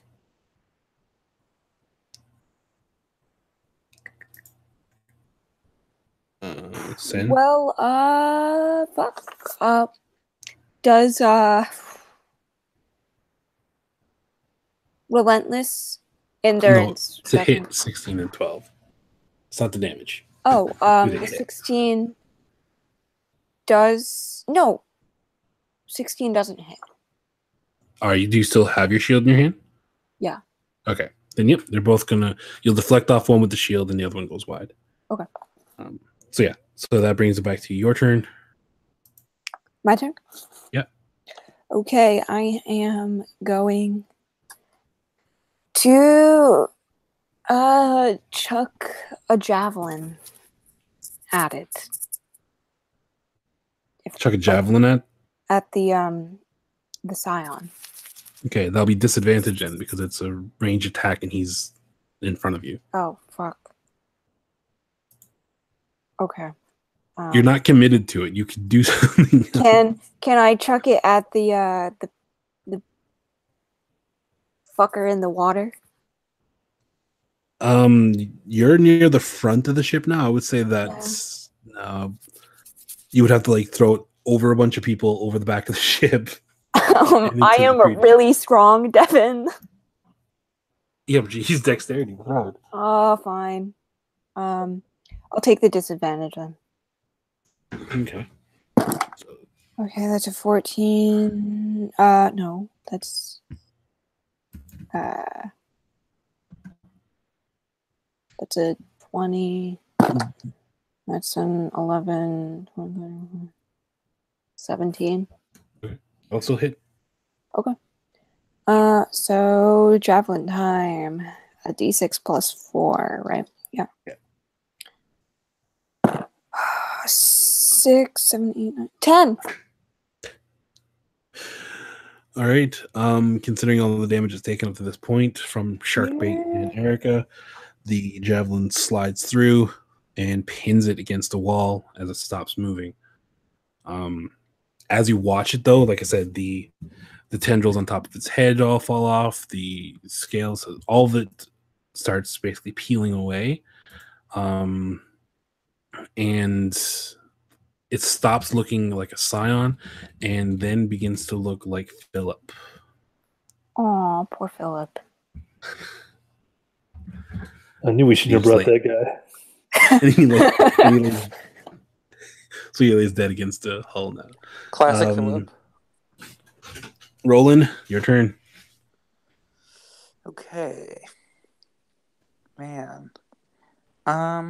Okay, so now we're free of the Widow's Gate, so we're just in open water, right? Yep, you're in open water.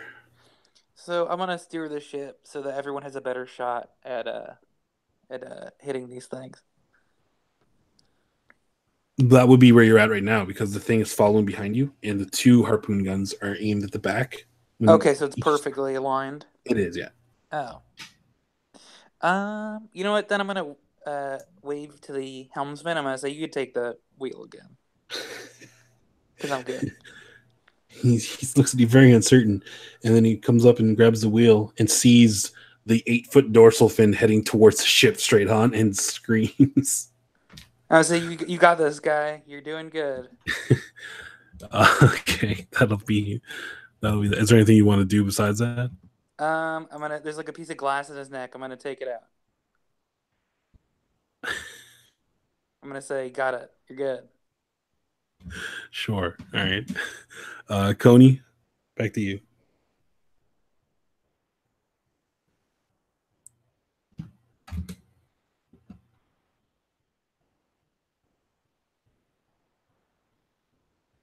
Coney, You're muted, Krista. Sorry. I'd like to tell the crewmen to like stop attacking the little guy. Like, well, not the little guy, but like now we have a new threat. So like the creature that we've been attacking. And so to like, I think the best idea is that we should wade in the water and try and have the big creature eat the little guy. Or not maybe the big one, but you know what I mean. Okay. So I think I don't want to attack. So you're basically advising to stand down. Yeah, because the blood of that creature will attract the other one. So if we are in the midst of it, then we're all gonna die. Okay. All right, yeah. So that doesn't even take much convincing. At first, the helmsman, I'm assuming it's who you're going to be speaking with at this point, looks at you and is kind of like terrified at the thought. Is like, but he also doesn't know what else to do.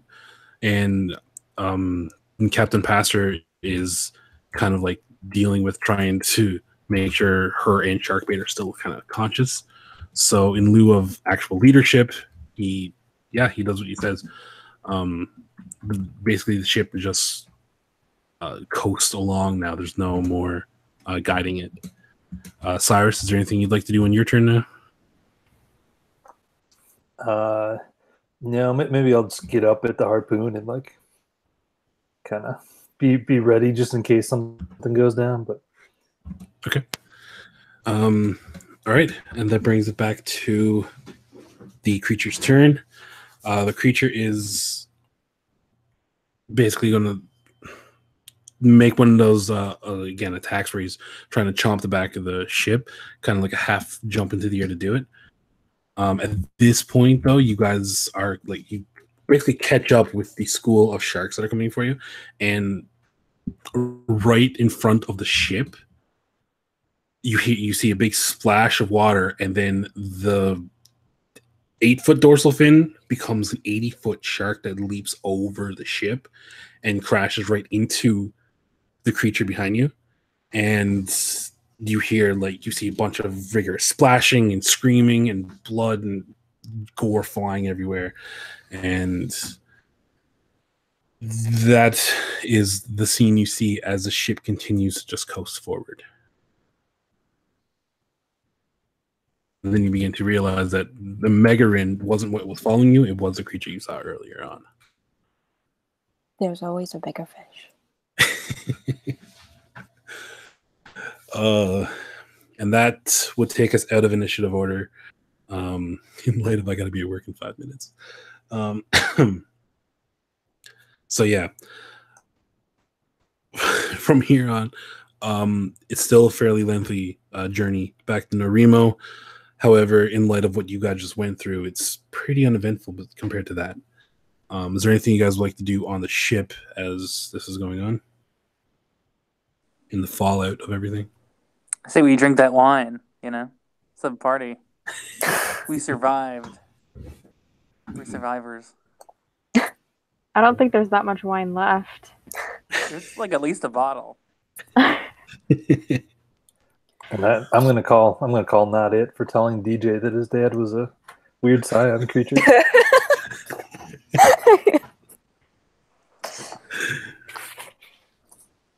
Oh god.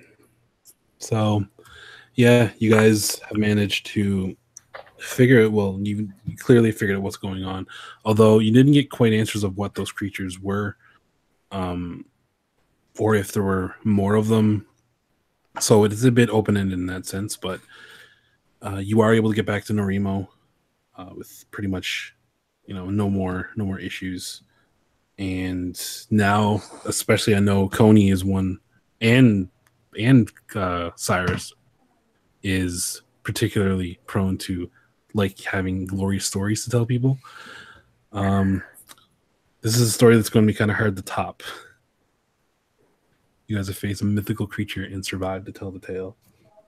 And I have a tooth to prove it. Souvenir. Oh boy. But yeah, you guys make it back. Who does want to tell DJ about his father? Does anybody? I'll do it. All right, he's Then we'll take the fall. She's used to this. She's a soldier. She's used to being the bearer of bad news. All right, he takes it as well as be considered. Someone telling you that your father was some underwater sea creature to try to kill you. But yeah, that's it, guys. You made it out. Your legend lives on, and I'm sure there's lots more adventures in the party's future. Okay, but does Sen ever fuck Sharkbait?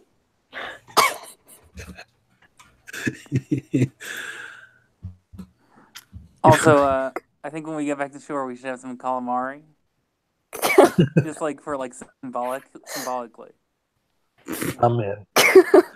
There you go. Fine. We'll make it a tradition for these one shots. Britt, give me a persuasion roll. Okay.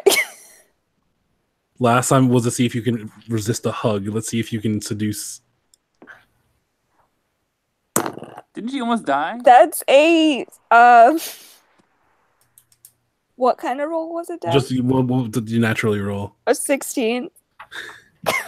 So it's gonna be 16 plus your wisdom. What's wisdom? 18. I'd like to help her out and tell the story of how awesome she was during that fight. Be kind of like a wingman. All right, I'll tell you what. That gives you advantage. So roll it again. See if you can get higher. And I'll cast guidance on her so she can add a d4 to it. And I'm gonna break out that wine. That's a 17 plus Plus wisdom. no, that's a 15, so it's 17. 17. But the guidance gives you was a D4 or D6. 4. So roll a D4 and add that to the roll. I'm sorry, this is so ridiculous. I was kidding.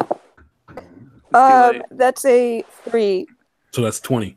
Yeah. So yes, when you get back to Nori-Mo, you and Sharkbait have an intimate evening. Yes! The ultimate cliffhanger. And with that, you guys celebrate, you guys go on your way, and again, this party continues its adventuring ways beyond this, but for now, that's it. We'll end this with the sound of Sharkbait and sand. Damn it! As everything fades to black. It's like The Sopranos. All right, and I literally have like 45 seconds to get to work, so I have to leave. All right, bye. Thanks for playing, man. Bye. That was fun. All right. Bye. Bye, guys.